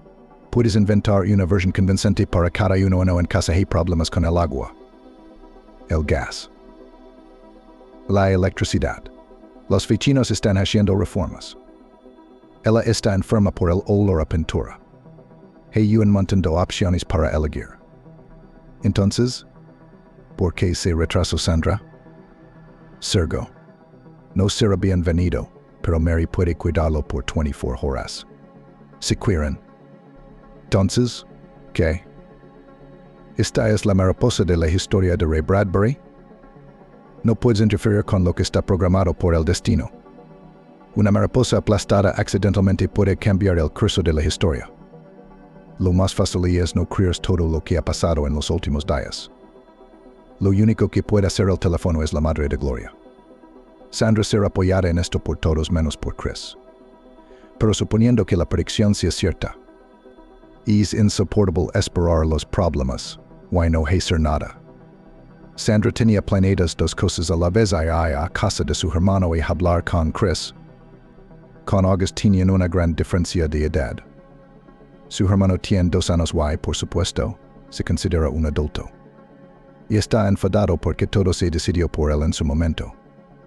No quiero vivir con mi tía, dijo entonces. Sandra era un desastre medio ciega de tanto olorar y confundida como una niña. ¿Por qué cómo? Era una niña de 18 años, hija de su madre, su favorita, estudiante de primer curso. Le parecía que con la muerte de sus padres todo había terminado para ella. ¿Por qué no se la lavaron con ellos? ¿Por qué no se fue con ellos en aquel coche? ¿Por qué no le gustaba la daca? Y papá y mamá iban a recoger bayas. Hay muchas fresas en la casa de campo. Tía Nelsie. Loraba y vestía de negro, pero nunca perdía de tal. Hizo todos los arreglos en la funeraria y la cantina. Ordenó una cena conmemorativa y pasteles. Se apresuró a organizar el alojamiento. El hermano y la hermana se aferraron el uno al otro, las 2 últimas piezas de la familia rota, pero la tía dijo: «Lo siento, Sandra, eres casi una adulta. No te voy a acoger. Te casaras mañana o pasado mañana una familia joven, niños. Es difícil para mí involucrarme en todo eso. Tendré la custodia de August. ¿Qué vas a hacer ahora con él sobre tus hombros? ¿Qué tienes además de tu beca? Estudia mucho, ponte las pilas y tu hermano crecerá conmigo. No te preocupes, no le herdano. Ahora dividiremos el apartamento. Para ser justos, tendrás tu propio lugar. August sostuvo la mano de Sandra todo este tiempo, como si esperara que ella interfiriera en este plan. Y ambos siguieron viviendo en su casa como antes. Excepto que el dormitorio de los padres quedaría vacío. Pero Sandra se dio cuenta de que si no dejaba que sus emociones abrumaran su alma, se apoderaran de ella, su tía tenía razón. El mayor temor de Sandra era que, ocupada en estudiar y practicar, echaría de menos a su hermano. Él dejaría los estudios, se metería en alguna empresa de traspatio, y ella, la hermana, se daría cuenta de demasiado tarde. Dios no lo quiera, los chicos robarían a algún transeúnte tardío o entrarían en un kiosco por la noche, o incluso se volverían adictos a las drogas. Entonces sus padres la maldecirán desde el más allá por no vigilar. Ella es la hermana mayor, así que es culpa suya. Ella tía Nelsie trabajaba como contable en la oficina del distrito, aunque no tenía hijos propios, pero no era ajena al proceso educativo. August, entonces todavía muy joven, no podía decidir nada por sí mismo. Pero el hecho de que su hermana cediera ante su tía, lo tomó como una traición. Y durante mucho tiempo después no quiso hablar con Sandra cuando venía de visita.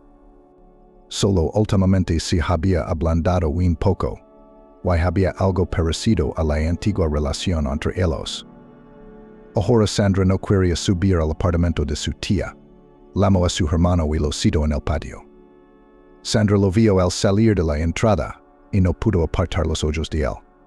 Estaba claro que Auguste llegaría a ser un chico guapo, pero lo más importante era que se parecía tanto a su madre. Se cree que los niños se parecen a sus madres y las niñas a sus padres. Ahora Sandra y August ven el uno en el otro un reflejo de sus padres, que ya no están. ¿Qué haces? Preguntó August acercándose. Sandra legó a mala hora. Normalmente visitaba a su hermano los fines de semana, pero hoy era miércoles. En otras ocasiones Sandra habría bromado al respecto, inventado alguna razón, pero hoy se permitió ser sincera. Te echado de menos, dijo. No tengo a nadie más que a ti. Soy yo el que no tiene August, aquel de 2 años, nunca había hablado con tanta seriedad. Tienes algún cabrón. Tienes o tendrás tus propios hijos. Yo, mi tía no vi la hora de que termine el 9º grado y me vaya a alguna universidad. Y eso es todo, él es libre. Y yo, el ejercito, luego el resto de mi vida. Tal vez entonces cuando termine de servir y manda a mi tía al infierno no estar solo, pero por ahora. Para asombro de August, su hermana le abrazó con fuerza. Quiso estrechar la cabeza contra su pecho, pero él ya era más alto que ella. Chocaron las frentes. August, lo siento, dijo Sandra. Te quiero igual. Ya lo sabes. ¿Qué haces aquí? Le devolvió la llamada, mientras Sandra se alejaba, a toda prisa, y parecía limpiarse los ojos con las palmas de las manos. Ella se limitó a hacer un gesto con la mano de déjame en paz, esforzándose por no romper el horror delante de él. Fue un infierno. Todos se habían puesto de acuerdo para acabar con ella, tanto su marido como sus propios familiares. Gloria colgó el teléfono y soltó una carcajada de esas que hacen que la gente que te rodea corra a buscar sedantes o incluso una camisa de fuerza. Su padre acababa de sorprenderla con la noticia. Su abuela viene a Pennsylvania a visitarla. La anciana solía tener su propio apartamento en invierno y una casa de campo en verano. Le habían dicho que tarde o temprano llegaría la hora en que tendría que reconocer su edad o mudarse con sus parientes o ingresar en una residencia. Pero era como una tormenta que los meteorólogos prometen para dentro de 3 días. ¿Sí pasaría? O tal vez se sentiría tolerable hasta el final, y iría a Dios desde sus miros natales. Ahora estaba sentada en casa de su hija, y giorno, en una casa que consideraba extraña, a la que no podía acostumbrarse. Gloria recibió una llamada de su padre. Su voz era culpable. La abuela quería venir a verte yo. Gloria se quedó boquiabierta. ¿Por qué? ¿Por qué? Ella te crió, su nieta favorita. Why has tanto tiempo que ni siquiera pregunta por ella? Ella dice Gloria se ha olvidado de mí. ¿No vas a venir a nuestra casa, verdad? Bueno, tal vez la abuela es. Por un lado, para agitar las cosas, porque todos sus amigos todavía están donde solía vivir. Why por otro lado para decir adiós ya es viejo. No importa cómo resulte la vida, tal vez no vuelvan a verse. Gloria se lo imaginaba. La abuela siempre necesita saberlo todo. ¿A dónde ha ido? ¿Por qué? ¿Cuándo volverá? Why por qué tan tarde? Es mejor no ir para la mar. ¿Qué has comprado? ¿Qué vas a cocinar? No quiero eso, cocíname esto. Gloria se convertía tanto en una niña pequeña que tenía que informar de cada movimiento como en una sirvienta a la que la abuela Lucia se enseñoreaba. Por un momento, Gloria se sintió realmente igual a la pequeña de la familia, a la que no se le ocurría recazar a los mejores. Si compra la puerta mosquitera para poder darle un rincón a su abuela, Vincent Valveria no le debía nada a la anciana. Gloria se imaginó la cara que pondría cuando se enterara de que su mujer había echado a su madre para acoger a su abuela. Porque los jóvenes, que aún estaban programados por la naturaleza para vivir, tenían que adaptarse a alguien cuya edad ya había pasado. De ninguna manera, le dijo Gloria a su padre. Expliqué a la abuela que no tengo dónde lavarla. Que ni se le ocurra. A su edad, es un camino duro y de gastos, y yo no tengo ni un rincón libre. Y desde el resentimiento con la vida, y con sus familiares, que no entienden nada, y le cargan un problema tras otro, loro directamente al auricular del teléfono. ¿O es burles de mí? ¿Verdad? ¿Estáis todos echando agua sobre mí? ¿Por qué no os compadecéis de mí? Envía a la abuela a casa de Lexi en Londres. Probablemente se divertirá más allí que mi maldita comuna. Y sin escuchar lo que su padre le decía, cortó la conversación y se quedó saludando largo rato en su habitación, cayendo rendida sobre la cama. Sentía que el mundo entero estaba en su contra. Antes de ir a casa de Chris, Sandra tuvo que sacar a pasear a Sergo. El cerdo tenía un arnés especial hecho a medida para pasear, pero era imposible encontrar un collar para su grueso cuello. El cerdo caminaba con aire de negocios, sin fijarse en nadie a su alrededor. Solo le interesaba una cosa: lo que podía comer por el camino. Probaba de todo. Según la estación, joyas de otoño tan joyas, nieve tan nieve. Sergo no miraba a nadie, pero los transeúntes lo miraban invariablemente. Los niños se preguntaban, ¿quién era es? Los adultos explicaban un cerdito. Y en sus ojos había confusión. ¿Realmente lo vio? Tan alarmada como estaba Sandra, le hizo gracia la niña que cruzó los brazos reverentemente sobre el pecho. Este es el primer cerdo de mi vida. Espera, habrá muchos más, prometió la madre, tirando de su hija. Finalmente, Sergo fue pasado y encerrado en la habitación. Sandra le dio la Ave María.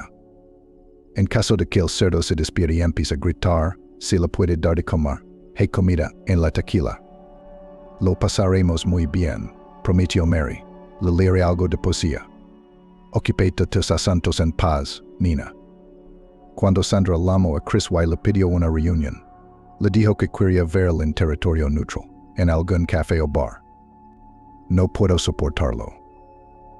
Mis manos no deberían temblar. Un joyero necesita movimientos precisos. Y mis dedos tiemblan de miedo como el último el cash. Y si ese es el caso, quiero emborracharme. Necesito que alguien sobrio vigile esto y luego me envíe a casa. ¿Pueden hacerlo? Cumplimos, respondió Chris, y Sandra sintió satisfecha, aunque de momento no podía verle.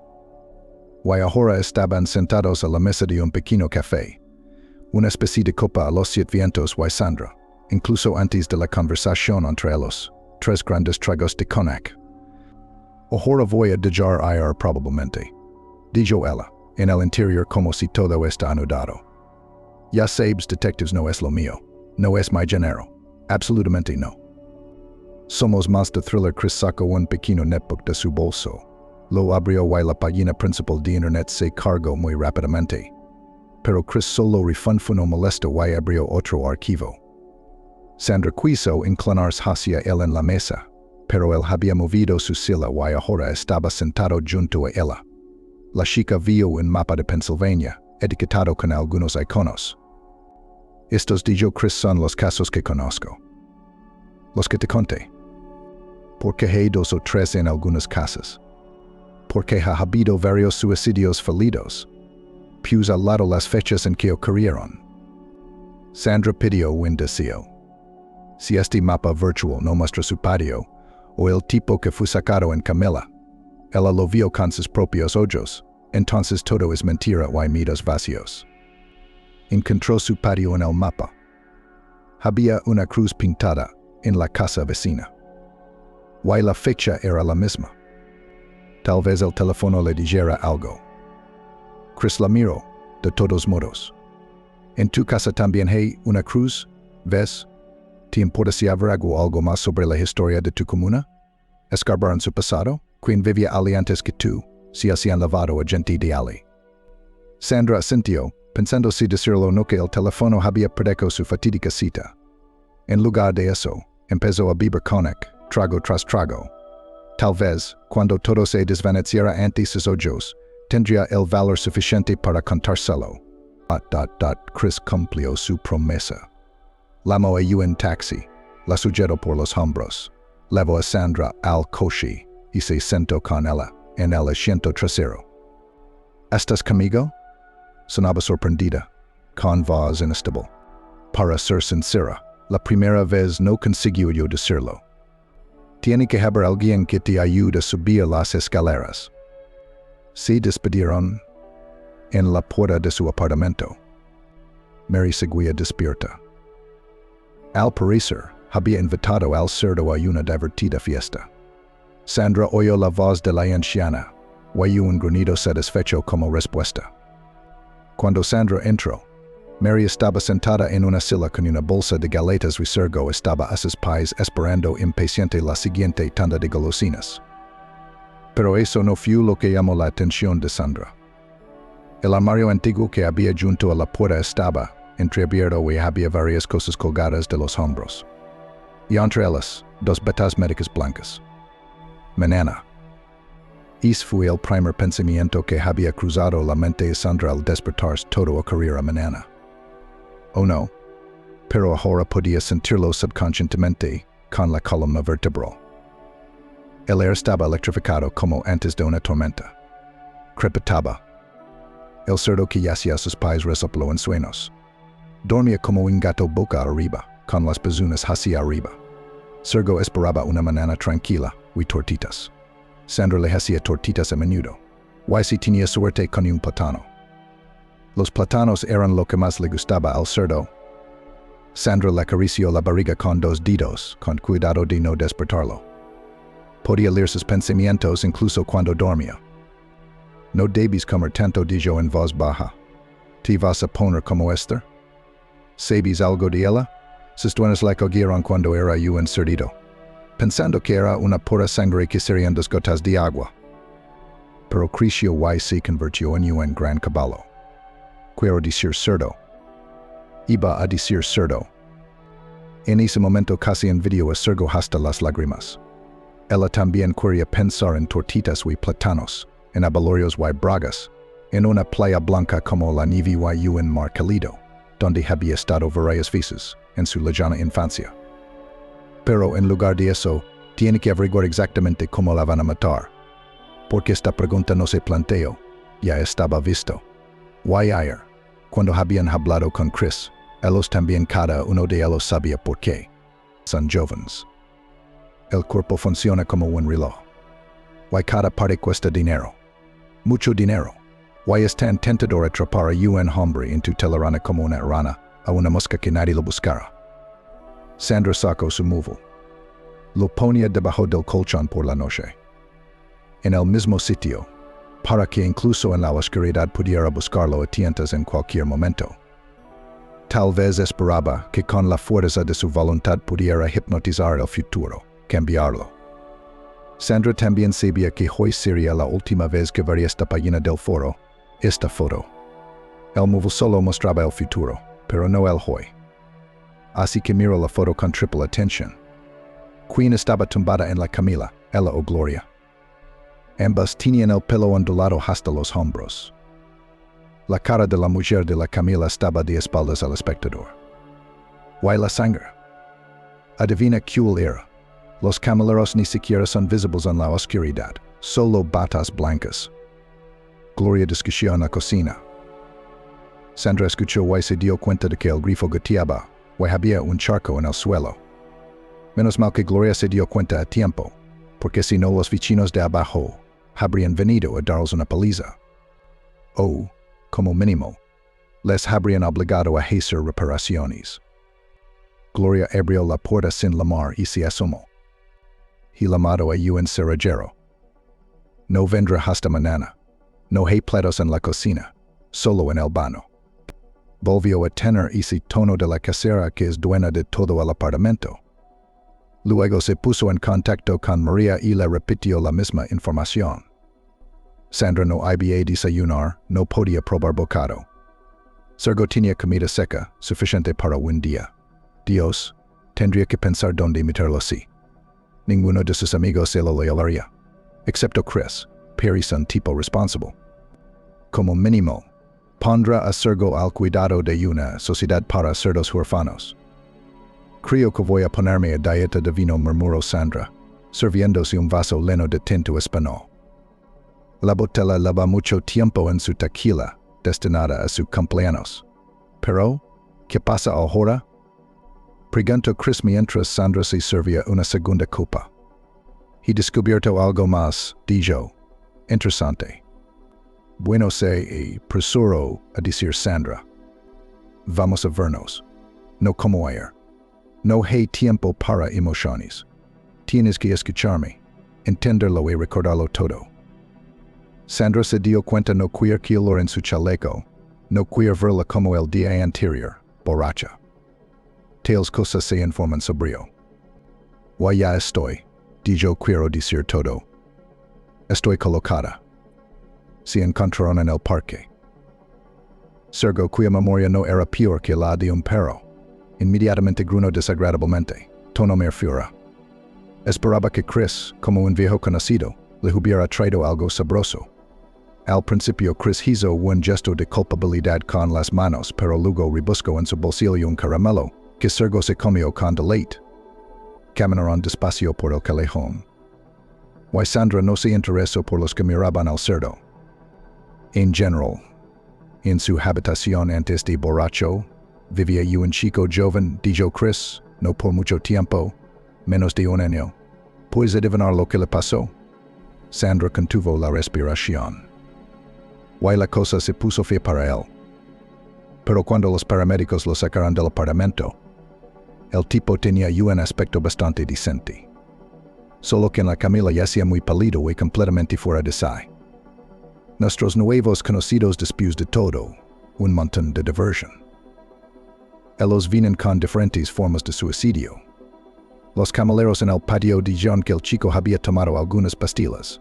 No lo creo, es más probable que algún tipo de inyección de acción rápida. Una cosa que sí es que tu anciana favorita estaba en casa en ese momento. Ella les abrió la puerta. Probablemente se cambiaron de ropa en su casa, dijo Sandra pensativa. En las otras casas, las que están en mi mapa. Ali también es la misma historia.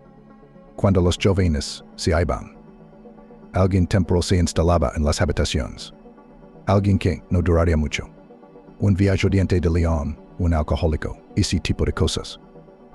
Era una especie de relleno para no llamar la atención. Para que nadie se preguntara qué clase de apartamento infeliz era, que los suicidios en el uno tras otro. Aquí el diente de león de Dios salió al mundo muy tranquilo, de acuerdo con todas las reglas y el funeral fue con un velatorio. ¿Puede alguien ayudarnos? Para Sandra, Esa fue la pregunta que decidió su destino. Bueno, quiero decir, ¿tenemos pruebas suficientes para ir a la policía con todo esto? ¿Me estás tomando el pelo?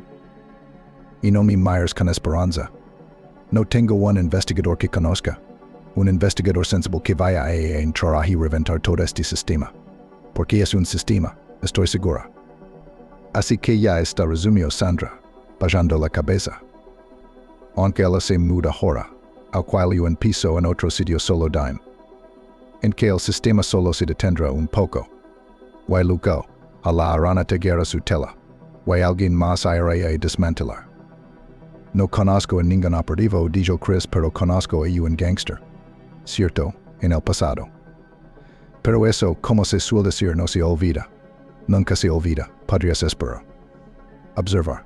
Reunir datos, pero no puedes, mañana tengo que salvarte. Y si, mañana no saldrás de casa, ya que probablemente alguien esté vigilando. Estés dentro o fuera. Probablemente si tú me espiando. O es una vieja tramposa. Sí, como decís, ha vivido aquí toda su vida. Ha visto muchas cosas. Estoy seguro de que hubo más que este tipo que se lavaron. Y antes de él, no he profundizado lo suficiente.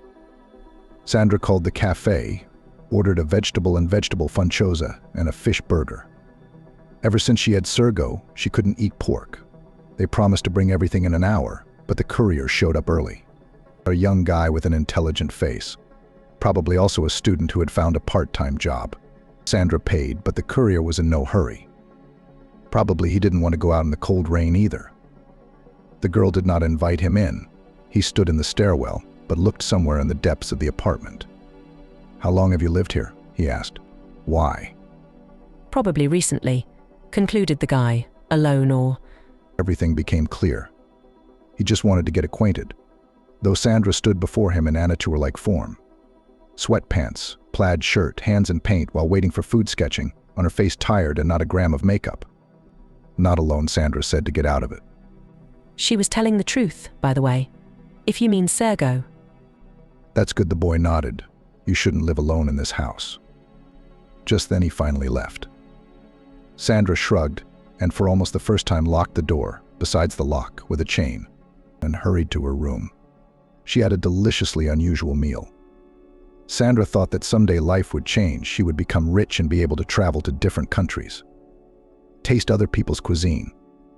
Taste is one of the 5 human senses, no less important than smell or touch. The richness of the senses was what Sandra wanted to live for. The next day Sandra took the subway to Ladoshkaya to see a client. She was collecting brooches in the form of flowers, and the lily of the valley was meant for her. The brooch turned out to be very beautiful, but the client will never pin it on her dress, will not go out in public. The jewelry will lie in a special box, divided into cells. Like a cell, like a prison. Sandra once again reproached herself for endowing inanimate things with human emotions. You can't do that, or you'll be in pain all your life, like the little mermaid when she walked on knives. You will begin to pity every autumn leaf that falls from the branch, every escalator step, making its endless run. Speaking of the escalator, when Sandra was very young, she thought the subway was all that. And if you forget to get off at the terminus, the train will also flatten out in the dark tunnel, like steps, and when it's about to go back on, it will take its former shape. That's how stupid she was. At the stop ahead of Sandra, the carriage was almost empty. The passengers got off. The girl thought that she would not get on anyway now to get off. Still, she glanced around the seats. That's when she saw the phone forgotten by someone. Black, no case. At the other end of the car sat an elderly couple, another girl in a bright pink sequin jacket staring at her cell phone. It was clear that it was useless to ask these 3 if they were missing. Sandra picked up her cell phone. She wanted to look up the numbers, see if she could get through to someone.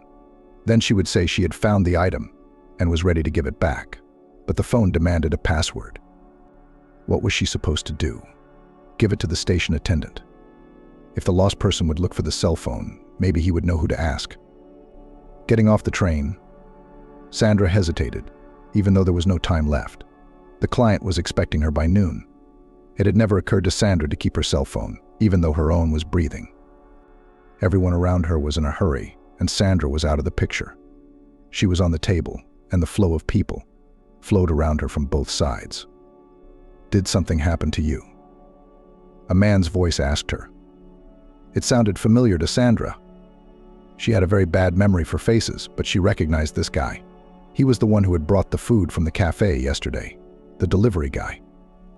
Here she showed him her phone. "I found it, but I can't crack the password, so I don't know who to return it to." "I know how," he said. "Give me, I'll do." Strange model, I'd never seen it before. "Well, okay, I can't figure it out myself. A friend will help. He's an expert." "A regular phone hacker?" "I go higher. He can open anything from the most sophisticated safes." "Then I'm cool." Sandra handed over the phone and nodded, saying goodbye. Now she didn't have to go, she had to run. It seemed that the guy had something else to say to her, but Sandra had no time, really no time. Still, she thought about the young man for a few minutes while the endless escalator carried her upstairs. Somehow she was sure she would see him again. And she was right. A little over 24 hours passed, and in the evening, late evening, when decent people had already gone to bed, he rang the doorbell of her communal room. Sandra heard the bell. She was sitting in her room drawing. Vincent opened the door. A short conversation in the hallway. Then Valia went to her room, and there was a knock. "Where did you get that cell phone?" the courier asked. He was too excited and forgot to say hello. "I told you I found it." "This can't be." "Do you know what this thing is?" "Come in," Sandra said. "Come to my room and tell me everything." Sandra's room was a creative mess. Gloria had lived in it all her childhood, and if she saw it again, she would have howled. Sandra maneuvered between the easel, the stool on which the paint cans were arranged, between the nightstand, the table, and the bed. She navigated this narrow channel masterfully, without bumping into anything. Her guests stumbled over everything. The small room had high ceilings. Sandra often wished people could fly. How much space she would have then. She flew up at the threshold and dropped straight down onto the bed. Sergo was sleeping on the bed. There was no canine wariness in him. He didn't care that people had entered the room. So he slept, turned to the wall with his nickel, to the guest with his curled tail. The guest blinked a lot. Probably thought he was hallucinating. Where would you find a live pig in the middle of Pennsylvania Ambery, and in bed? "Do you work for the circus?" the guest asked. "I make brooches," Sandra said dryly. "Sit down." She sat down on a stilted stool, where she did not dare to seat the guest. He had to lower himself onto the bed and feel Sergo's warmth in his lower back. "What did you want to tell me?" Sandra said hurriedly. "Does this phone belong to someone important? But what was such a person doing in the subway riding with mere mortals? It's hard to believe. Or is it a gangster's cell phone?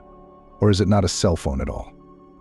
"It is a phone," said the guy, "but I don't know what kind of person it could belong to. And yes, my name is Chris." Sandra hadn't asked his name before. Why? He would be gone in a few minutes and they wouldn't see each other again. "Look," Chris said. He turned on his cell phone. The blue background lit up, pressing C. "The contact list is empty. No one's called lately. There's no incoming or outgoing calls. Nothing. But there's internet on the phone. I can see that you don't understand, because it's just the way things are. ... Nowadays, everyone lives with their nose in their smartphones. But yesterday, when I cracked the password, I opened the Google homepage. I thought maybe I'd get lucky with my email. But I saw the news. I read the news on Google too. What kind of news do you read?" Chris' voice had a slight irritation and impatience in it at the same time. "Here, look. I'm opening it.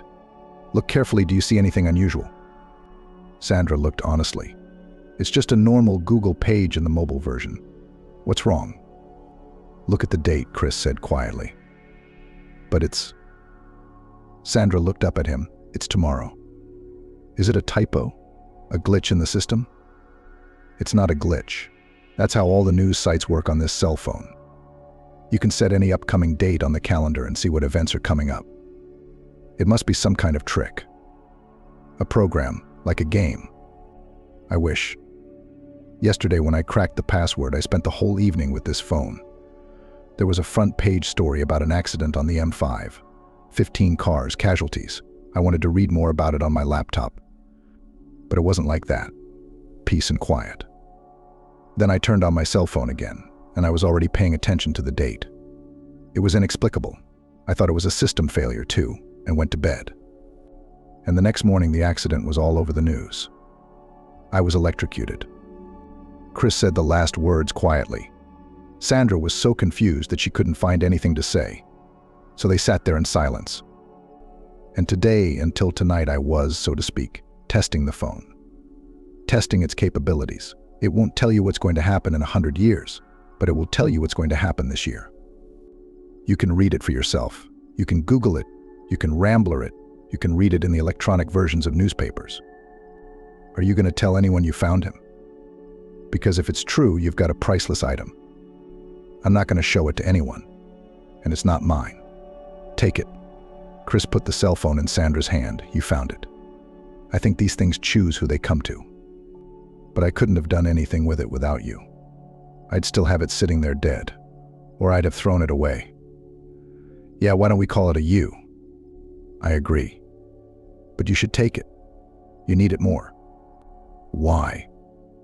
And yesterday you were talking some kind of riddle about our house. Can you tell me? I don't want to scare you. I hate that phrase. Sandra exploded. It's everywhere. Your symptoms are not good. I don't want to scare you. But if you don't do this, I don't want to scare you. But something will happen. Can't you just tell me the human part instead of the fog? I want to know. After I lost my mom and dad, I'm not scared of anything. When you said you didn't live alone, did you mean him? Chris jabbed his finger at the pig. Sergo grunted in his sleep. It was clear enough as it was. I'll tell you what I know, Chris said. I know very little, but I don't like it. And in my opinion, you need to be very careful. All right. Listen. Anyway, I'm learning. Surprised. Sandra grinned. I'm studying to be a historian and I have a hobby. I look for everything unusual and interesting about this city. Its secrets and mysteries. It's the same thing, said Sandra. No, Chris objected. Here's a simple example. If two people keep something from the third, it's their secret. And if all three don't know something, it's their secret. So I came up with suicide. I know of 24 houses, maybe more, where young people have tried to commit suicide. So it's all over the place now. Everybody's depressed. Not enough sun. Lots of rain. No confidence in the future. Chris was either trying to convince her of something or just talking out loud. But none of the people I'm talking about went out the window, took a pill. Usually it was a rope or a razor. And each time, an ambulance would arrive surprisingly quickly, picking up the clients still alive. And everything ended with a faceless death certificate, that's all. However, nobody got involved in this story, did not dig deep. None of these guys had any close relatives. You think this was about housing? So someone could get their square footage? Sandra was suddenly scared. But why did only young people commit suicide? Not a single old man or woman. And after all, old people also often have depression. But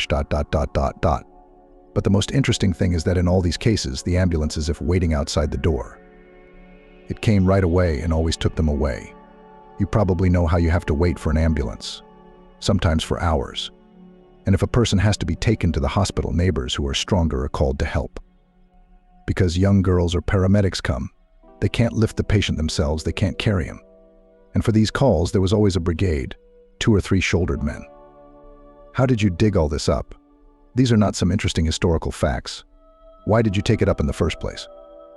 By chance, Chris admitted, really. By pure chance. On one of the forums got a message say, my neighbor, a young girl yesterday ambulance took away, came with a whistle. And when we called for a sick child, 2 hours could not wait. But there really was a hard case. Luba later died in the hospital. And most importantly, the day before, it was not noticeable that she was going to lose her temper. She was cheerful, joking with us. I was hooked by this story. I couldn't forget it. Then I heard a conversation on a bus. There was also a woman talking about her neighbor. The guy had opened his veins. The ambulance came immediately, even though no one had called it. And the kid never came home. And when I started looking for similar stories, it turned out that there are plenty of them. And young people were taken away from certain homes, as if they were obliged to pay such a terrible tribute. It was not conspicuous. There are enough people, especially in high-rise buildings. You need to know something. Be alert to not miss another case. And yes, your house is under attack too. Now Sandra realized why Chris had been so insistent in asking whether she lived alone or with someone, and he was kind of relieved to know she had someone. True, he couldn't think it was Sergo, but it's a communal apartment. No outsider can come in here. They'll notice him right away. So I think there's nothing to worry about here, nothing to threaten. There have been cases, Chris said briefly, so let's not argue, and I'll leave the phone with you. Maybe it will save you, warn you somehow. Just don't forget to watch the news for the next few days. Gloria sat on the internet and wrote a message in a chat room. She had been logging in for a long time. She was already an old-timer. This chat room was like her own. Now she was composing the text advice, please, how to persuade the neighbor to sell us the room next door. She was born in it. She doesn't want to leave on any terms, neither another room, nor a green neighborhood, nothing. An old grandmother, over 80, no family, no children. No grandchildren, no husband. And the neighbor understands perfectly well that we, with a small child, will be cramped. She is such a nuisance. What to do? Vincent came home from work. Gloria barely had time to send her message. She ran out to warm up dinner. There it was, the act of love. The smell of buckwheat made her sick, and Gloria turned away from the cutlets so she wouldn't see them. But Vincent liked a good meal, so she had to make it work. Gloria didn't have any money of her own. It all came through her husband's hands. You had to please. Today, however, Vincent was unusually restrained. He ate the over-salted soup in silence, then reached for the second. What's wrong? Gloria asked. My mother is going to visit, he answered after a short pause. Gloria knew her husband had only one mother, living in a remote province, somewhere near Samara. What would she do in Pennsylvania? The unspoken question hung in the air. Vincent understood. She wants to see me. I haven't seen her in a couple years. She's going to get so much country food, it's going to fill the fridge. How long is she staying? Gloria asked cautiously. On the one hand, it's good to have relatives who live far away. On the other hand, if they came to visit, it wouldn't take long to get rid of them. They'd be gone for at least a few days. Vincent confirmed Gloria's hunch. A week, he said. She can't be away from the farm for too long. Where will she sleep? They had a double bed made up of 2 twin beds. Gloria thought they could put a cot for her mother-in-law in the kitchen, to keep some comfort for herself and her husband for the week. Better yet, rent a room in a cheap hotel. Let mother and son meet on neutral territory. We'll split the beds. Vincent must have thought of everything. You'll sleep on one bed and Mom on the other. She has a bad back. She needs comfort. I can sleep on the floor. It's clear. The house will turn into a gypsy camp. Can't your mom go to a hotel? Gloria asked. She'd be more comfortable there. You see, she's a country woman. She has her own ideas. She'll be offended that I didn't take her in, that I couldn't find a place for her. My place, Gloria wanted to correct, but held back, only biting her lip. How they could use a second room right now. No, something must be done about the neighbors. At night, Sandra woke up to colored lights wandering around the room like flashes. She had been sleeping lightly, and that was enough. Sandra went to the window and Sergo followed her. Decided that the landlady might be making a turn to the refrigerator. The pig could eat at any time of day. It rattled behind his ears. The window of Sandra's room looked out onto the courtyard, a bleak, bare courtyard. All around were houses painted yellow. Remark he could have lived here. Night had hidden the squalor of the courtyard. Now every shadow seemed mysterious.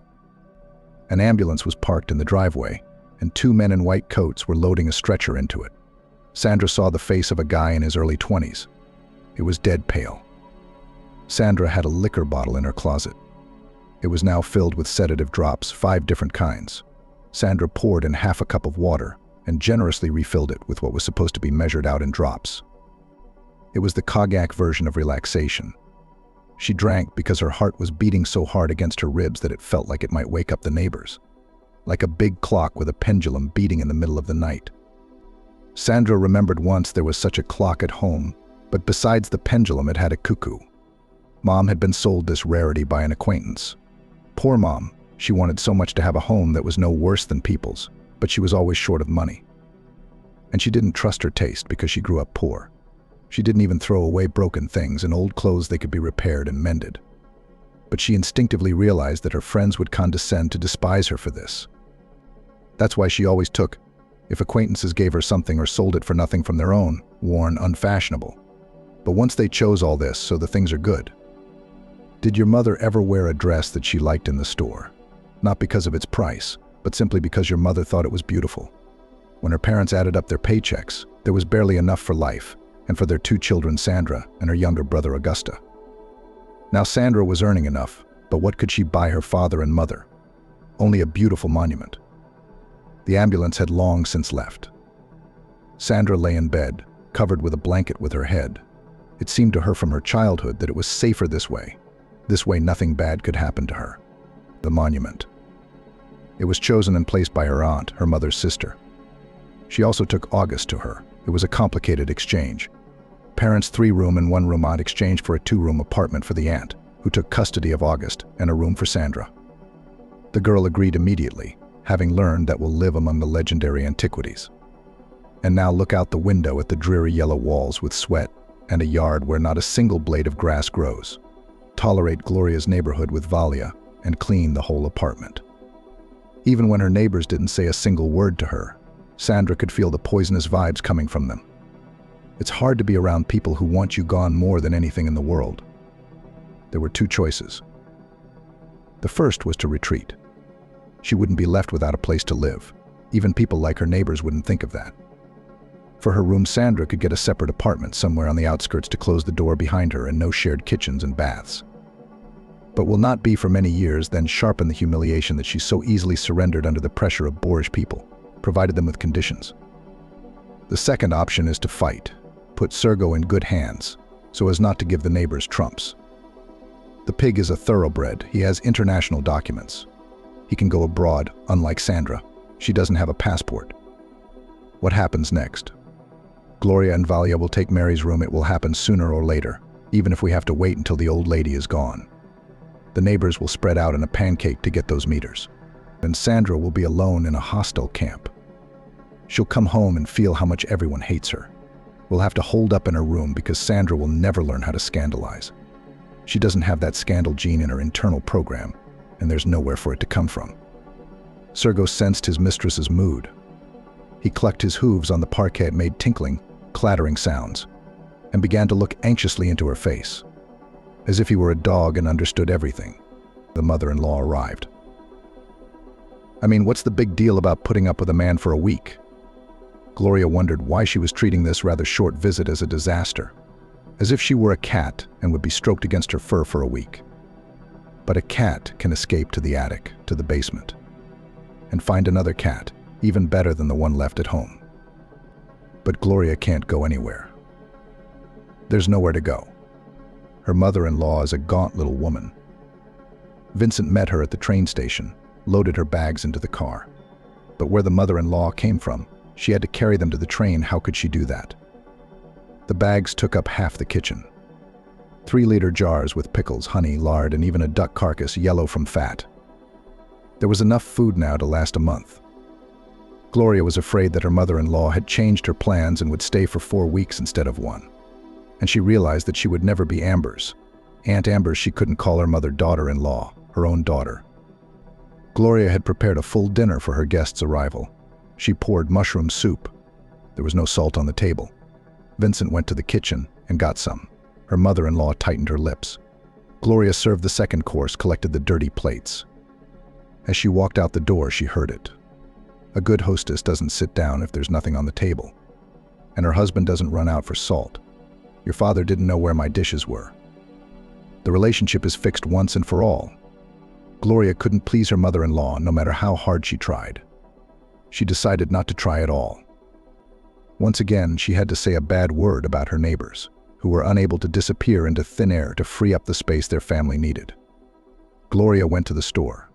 She bought a screen Chinese brightly colored birds on a black background. Vincent had already dismembered the twin bed, and there were narrow bunks along the walls.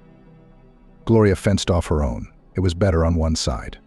It gave the illusion of privacy, lying on the phone with her legs up high. Gloria's feet got swollen with the pregnancy. On the other hand, it felt as if the room belonged to her mother-in-law and her son, and she, Gloria, was superfluous, tucked away in a corner, in her kennel. Why had Amber come? Gloria wondered. They used to go to the big cities to buy things they couldn't find in the country. They'd make a list on more than one sheet of paper, including relatives and acquaintances. But now you can buy everything everywhere. And my mother-in-law didn't want to go shopping. Gloria didn't realize it right away. Amber had traveled far away to see how her son was doing, adjust his life to what she thought was right. Learn to bake, she said to Gloria. You don't go near the oven, but you should ... Pies are so helpful. When I raised my boys, I always had a plate of pies on the table, with potatoes, with cabbage, with whatever was cheapest, even with liver sausage. And my boys never went hungry, cheap and hearty. You have meat on the table every day. That's a lot of money for food. And Valia is the only one who earns money. A week, Gloria repeated to herself every night, just a week. And another day has already passed. Vincent told her that he had bought his mother a return train ticket. Gloria cheered up and promised herself to stay in the frame for the remainder of the week.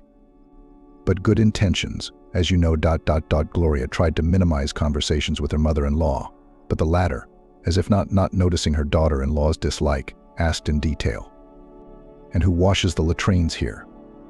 One by one, Gloria answered monosyllabically. It's not your turn. It's that girl with the mop. She's young. It's not hard for her. And she's not pregnant, by the way. Why do you pay her money if she's got it all on her own? Scrubbing like hell. No, I'm gonna give her a kick in the ass so she's out to here. I'll give you another kick to shut her up, Gloria wanted to say, but she kept silent like a partisan under interrogation. Her patience had run out suddenly. The only automatic washing machine in the apartment belonged to Gloria. She had rushed to buy it, and it had taken the best place in the bathroom. No other machine would fit there now. Whether Sandra and Mary washed their clothes in basins or in the laundry room was of no interest to Gloria, and it certainly wouldn't have occurred to any of her neighbors to ask permission to do their laundry in someone else's machine. So the pile of laundry that appeared on the washing machine was not doubtful of its belonging. Besides, Gloria had seen that yellow sweater on her mother-in-law, and the pantaloons were clearly hers too. It would seem that take 2 fingers, stick them in the machine, pour the powder, turn on the program, and that's it. It's the husband's mother. She's leaving in 2 days. But Gloria felt a 9th wave of irritation, even hatred. She did not want to touch this old woman's clothes, to take them in her hands, to inhale the odor of her dirty body. She wanted to get even somehow for a week of living with her mouth closed, with her mouth taped shut and unable to say what she thought. She shoved the old woman's clothes into the dirtiest corner of the tub with her foot and stomped on them. She put her bedding in the machine. Before her husband came, she hung up snow-white sheets and duvet covers, fragrant with perfume. My mother-in-law saw that her goods were left unwashed. She went to the bathroom to check. When she came back, her lips were pressed together. When Vincent arrived, Gloria was supposed to serve dinner. But she hesitated. She wanted to walk quietly out of the kitchen, to go to the door and hear what her grandmother was saying. Gloria had no doubt that she would complain. But she'd underestimated Amber's outrage. She didn't even want to hide. When Gloria set a plate of cutlets and mashed potatoes in front of each of them, her mother-in-law asked, her chin upturned, addressing only her son, as if her daughter-in-law weren't even here. Why didn't your wife wash my clothes? Vincent was hungry and didn't feel like arguing. She must be tired, he said diplomatically, wielding his fork. She lies on the bed all day. His mother-in-law wanted to summarize the week's observations, and she spits at the ceiling. And it's hard for her to start the laundry. Why? That's where Gloria went off on a tangent. Because I'm not a laundress, she said with a smile that could outshine the sun. So much of it was fiery hatred. Because your son and you live in my house, and if you expect it, someone else can please you, but not me. The mother-in-law gasped with indignation and the urge to reply. Her jaws set, and then one of them moved out of its usual place. My mother-in-law had the cheapest prosthesis made at the district hospital, and it couldn't take the emotion. I had to run to the bathroom to fix it. It was an added humiliation. Gloria went out to calm down and make tea. When she returned, Vincent was helping his mother pack. There wasn't much. His mother-in-law had brought the goodies in large bags, her own clothes in one small one. The dirty laundry was put in a bag. Where are you going? Gloria asked, emphasizing the you. She wasn't interested in where her mother-in-law was going. And to an acquaintance, Vincent answered dryly. He'd taken his mother away and hadn't come home for the night. But Gloria knew it was only temporary. Where would he go? A stamp in his passport, a roof over his head, and a sun on the horizon. He'll come back like a sweetheart. He'll only stay with the old woman until he puts her on the train to show her he's with her. And then he'll come. Sandra and Mary hardly noticed that a stranger was living in the apartment. They had been drawn into their rooms before, like a snail drawn into its shell. The loud-voiced, perpetually disgruntled Gloria filled all the space in the apartment, and they didn't want to cross paths with her. Sandra sat on the bed, stroking Sergo, covered with a plaid blanket, scratching his neck.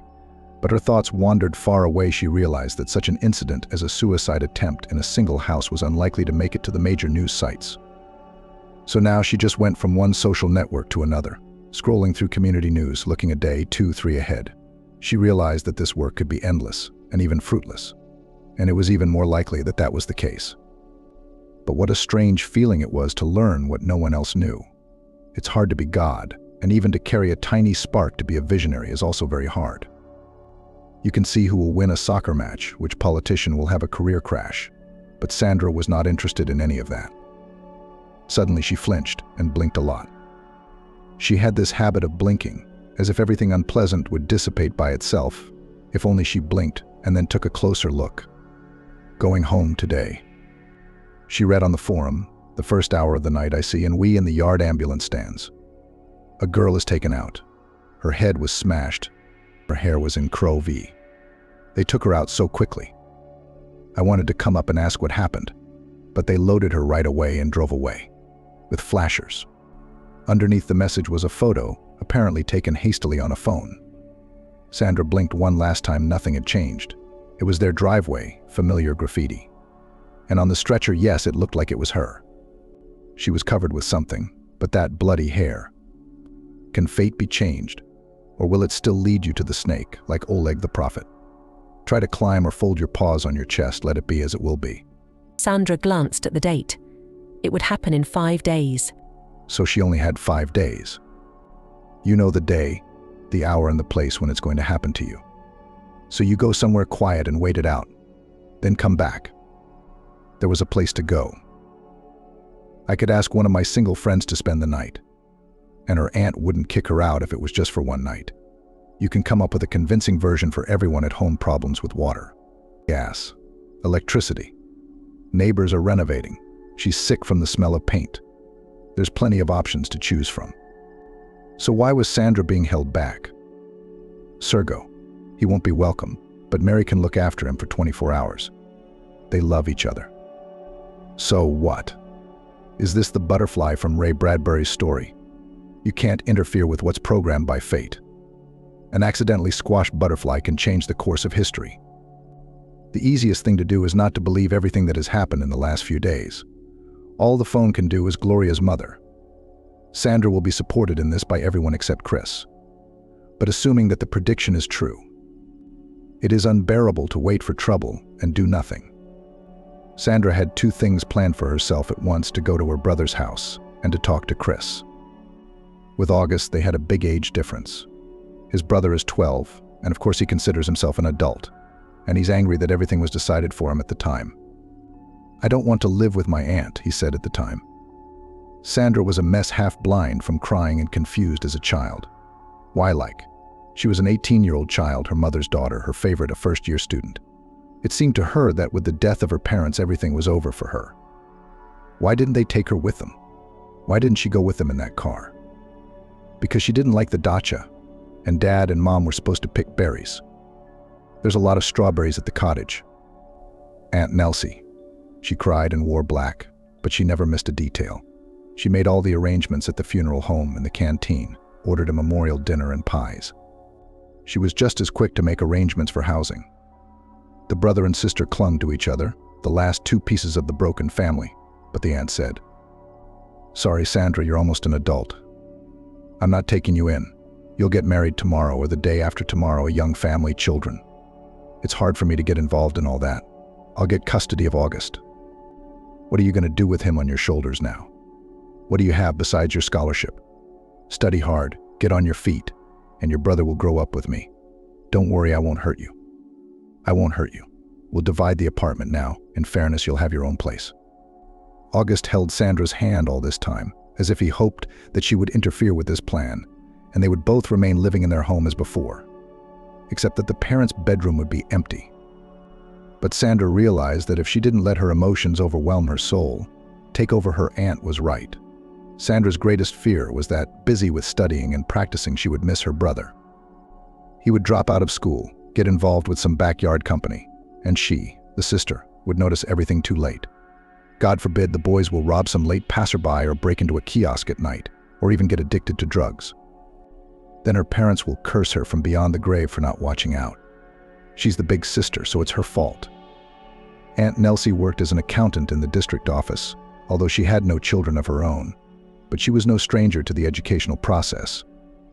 August, then still very young, could not decide anything on his own. But the fact that his sister yielded to his aunt, he took it as a betrayal. And for a long time after that, he didn't want to talk to Sandra when she came to visit. Only lately he had softened a little, and there was something like the old relationship between them. Now Sandra didn't want to go up to her aunt's apartment. She called her brother and summoned him to the yard.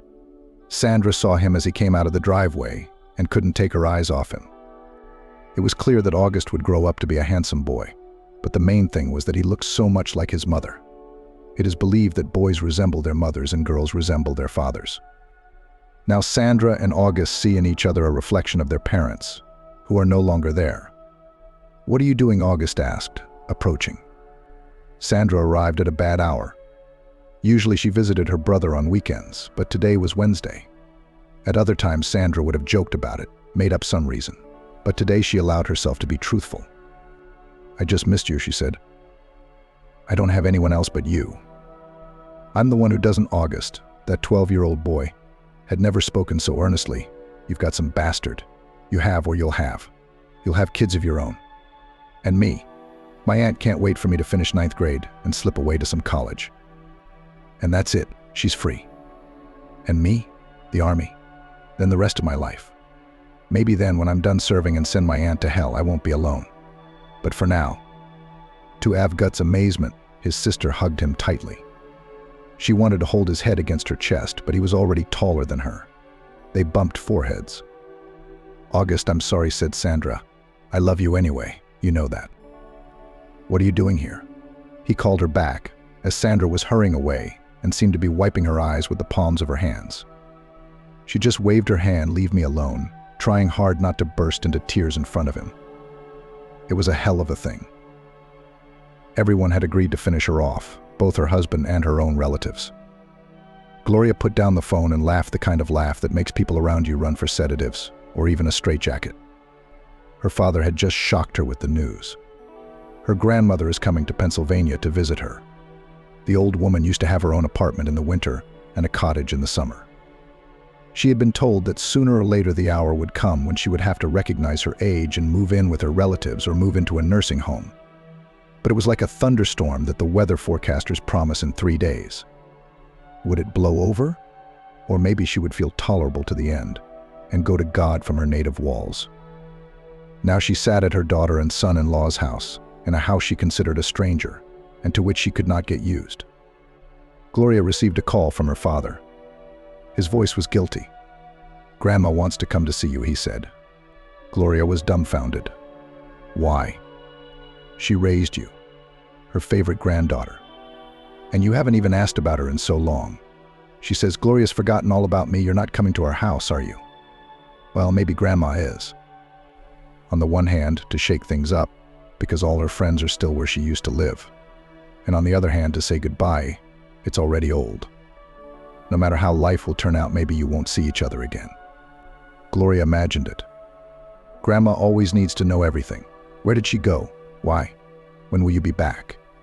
And why so late? It's better not to go, but to call. What did you buy? What are you going to cook? I don't want that. Cook me this. Gloria would turn into both a little child who had to report every move and a servant whom Grandma Lucia would lord it over. For a moment, Gloria really felt the same, the youngest in the family, who could not even think of refusing the elders. The screen door was bought so she could give her grandmother a corner. Vincent would be back. He didn't know the old woman anything. Gloria imagined the look on his face when he found out his wife had kicked his mother out to take in her grandmother. Why should they, the young, who were still programmed by nature to live, have to adjust themselves to someone whose age was up? No way, Gloria said to her father. Explain to Grandma that I have no place to take her. Let her not even think about it. At her age, it's a hard road and expenses, and I don't even have a free corner.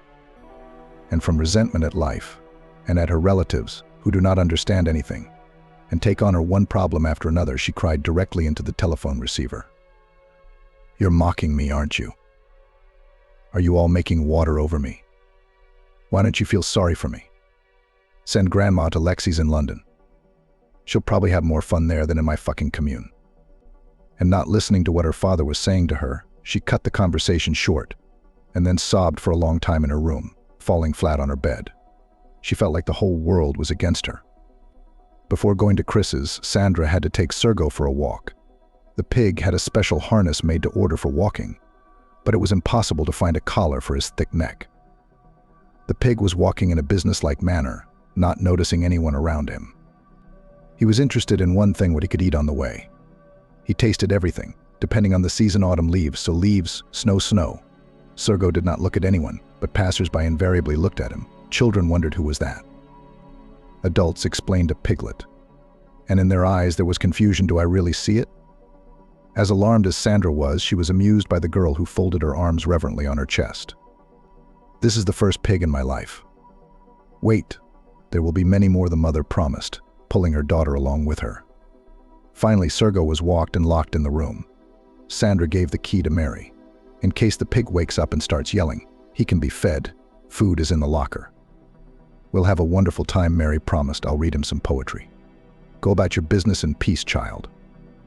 When Sandra called Chris and asked for a meeting, she said she wanted to see him on neutral territory, somewhere in a cafe or a bar. I can't take it. My hands shouldn't be shaking. A jeweler needs precise movements, and my fingers are shaking with fear like the last Al-Kash. And if that's the case, I want to get drunk. I need someone sober to keep an eye on this, and then send me home. Can you do that? No, we'll deliver, Chris replied, and Sandra nodded in satisfaction, even though she couldn't see him at the moment. And now they were sitting at a table in a small cafe, a kind of glass on the seven winds, and Sandra, even before the conversation between them, 3 big gulps of cognac. Now I will let go, probably, she said, inside as if everything is knotted. You know, detectives, it's not my thing. Not my genre. Absolutely not. We're more of a thriller. Chris pulled a small netbook out of his bag, opened it, and the homepage of the internet loaded very quickly. But Chris only grumbled annoyingly and opened another file. Sandra wanted to bend over the table to him, but he had moved his chair and was now sitting next to her. The girl saw a map of Pennsylvania, labeled with some icons. These, Chris said, the cases I know, the ones I told you about. Why are there 2 or 3 on some houses? Because there have been a number of failed suicides there. I put the dates next to them when they happened. Sandra made a wish. If this virtual map doesn't show her yard, or the guy who was carried out on a stretcher, she saw it with her own eyes, then it's all bullshit and empty fears. She found her yard on the map. There was a cross painted on the neighboring house, and the date was the same date. Maybe the phone will tell you something. Chris looked up at her, anyway. There's a cross on your house too, see? Do you mind if I find out more about the history of your commune? Dig into its past, who lived there before you, whether people have been taken from it. Sandra nodded, pondering whether or not to tell him that the phone had predicted her fateful date. Instead, she began to drink cognac shot after shot. Maybe when everything swam in front of her eyes, she'd be brave enough to tell him. Chris kept his promise. Calling a cab, supporting her by the shoulders, he took Sandra to the car and sat in the back seat with her. Are you with me?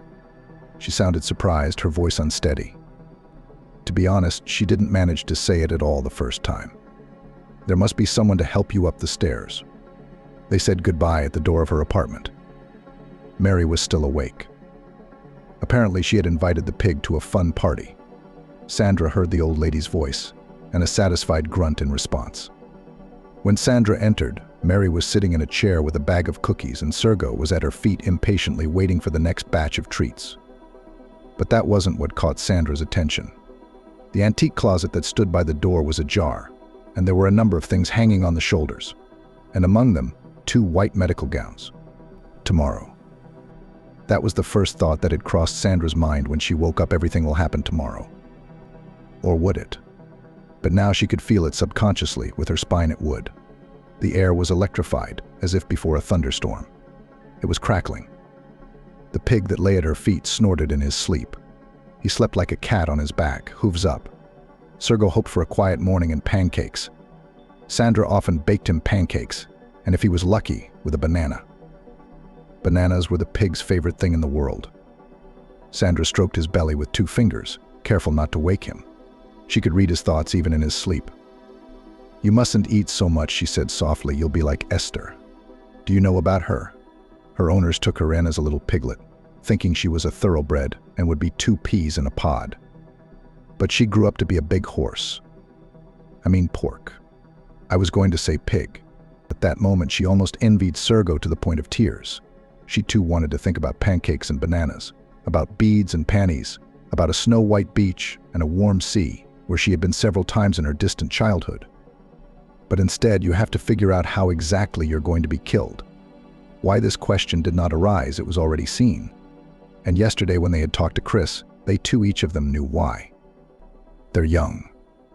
The body works like clockwork. And every part of it costs money. A lot of money. And it's so tempting to catch a man in your web like a spider to a fly that no one will be looking for him. Sandra took out her cell phone. She put it under her mattress at night in the same place, so that even in the dark it could be fumbled for it at any second. Maybe she hoped that by sheer force of will she would hypnotize the future, change it. Sandra also knew that today was the last time she would see this forum page, this picture. The cell phone showed only the future, but not today. And so she looked at the photo with triple attention. Who was lying on the stretcher, her or Gloria? Both had wavy, shoulder-length hair. The face of the woman on the stretcher was turned away from the viewer, and the blood ... Guess which one it was. The orderlies are not even visible in the darkness. Just white coats. Gloria was arguing in the kitchen. Sandra listened and realized that the faucet was leaking, and there was a puddle on the floor. It was good that Gloria noticed in time, otherwise the downstairs neighbors would have come to beat them up. Or, at the very least, they would have made them make repairs. Gloria opened the door without knocking, peeked in. "I called a locksmith. He won't be here until tomorrow. No dishes in the kitchen, only in the bathroom." She had that tone again of the landlady who owns the whole apartment. Then she reached Mary and repeated the same information to her. Sandra wasn't going to eat breakfast at all. She couldn't eat a bite. Sergo had dry food, enough for one day. God, she'd have to think about where to put him if. None of her friends would take him, except Chris. He seems like a responsible guy. At the very least, he'll put Sergo in the care of a society for orphaned pigs. "I think I'm going on a wine diet," Sandra muttered, pouring herself a full glass of Spanish red. The bottle had been in her locker for a long time, intended for her birthday. But what now? Chris called as Sandra reached to pour herself a second glass. "I found out something else," he said. "Interesting." Well, Sandra hurried on. "Let's meet. Not like yesterday. There's no time for emotions. You have to listen to me, understand and remember everything." Sandra realized he does not want her to cry into his vest, does not want to see her like the day before drunk. Such things are reported sober. "And I'm already," she said, "I mean everything. I'm stoned." They met in the park. Sergo, whose memory was no worse than that of a dog, immediately grunted unpleasantly, pissing out tone. He hoped that Chris, like an old acquaintance, had brought him something tasty. At first Chris waved his hands guiltily, but then he fumbled in his pocket for a candy, which Sergo ate with delight. They walked slowly down the alley, and Sandra was not interested in those who looked back at the pig. "In general, in your room before this drunkard, lived a young guy," said Chris. "Not for a long time, less than a year. Can you guess what happened to him?" Sandra held her breath. "And it got bad for him. But when he was taken out of the apartment by the paramedics, this fellow looked pretty decent. Only on the stretcher lay very pale and completely out of it. Our new acquaintance is, after all, a lot of fun. They come up with different ways of suicide.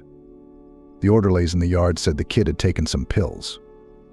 I don't believe that, more likely some kind of quick-acting injection. One thing I do know is your favorite old lady was home at the time. She opened the door for them. They probably changed clothes at her place, Sandra said thoughtfully.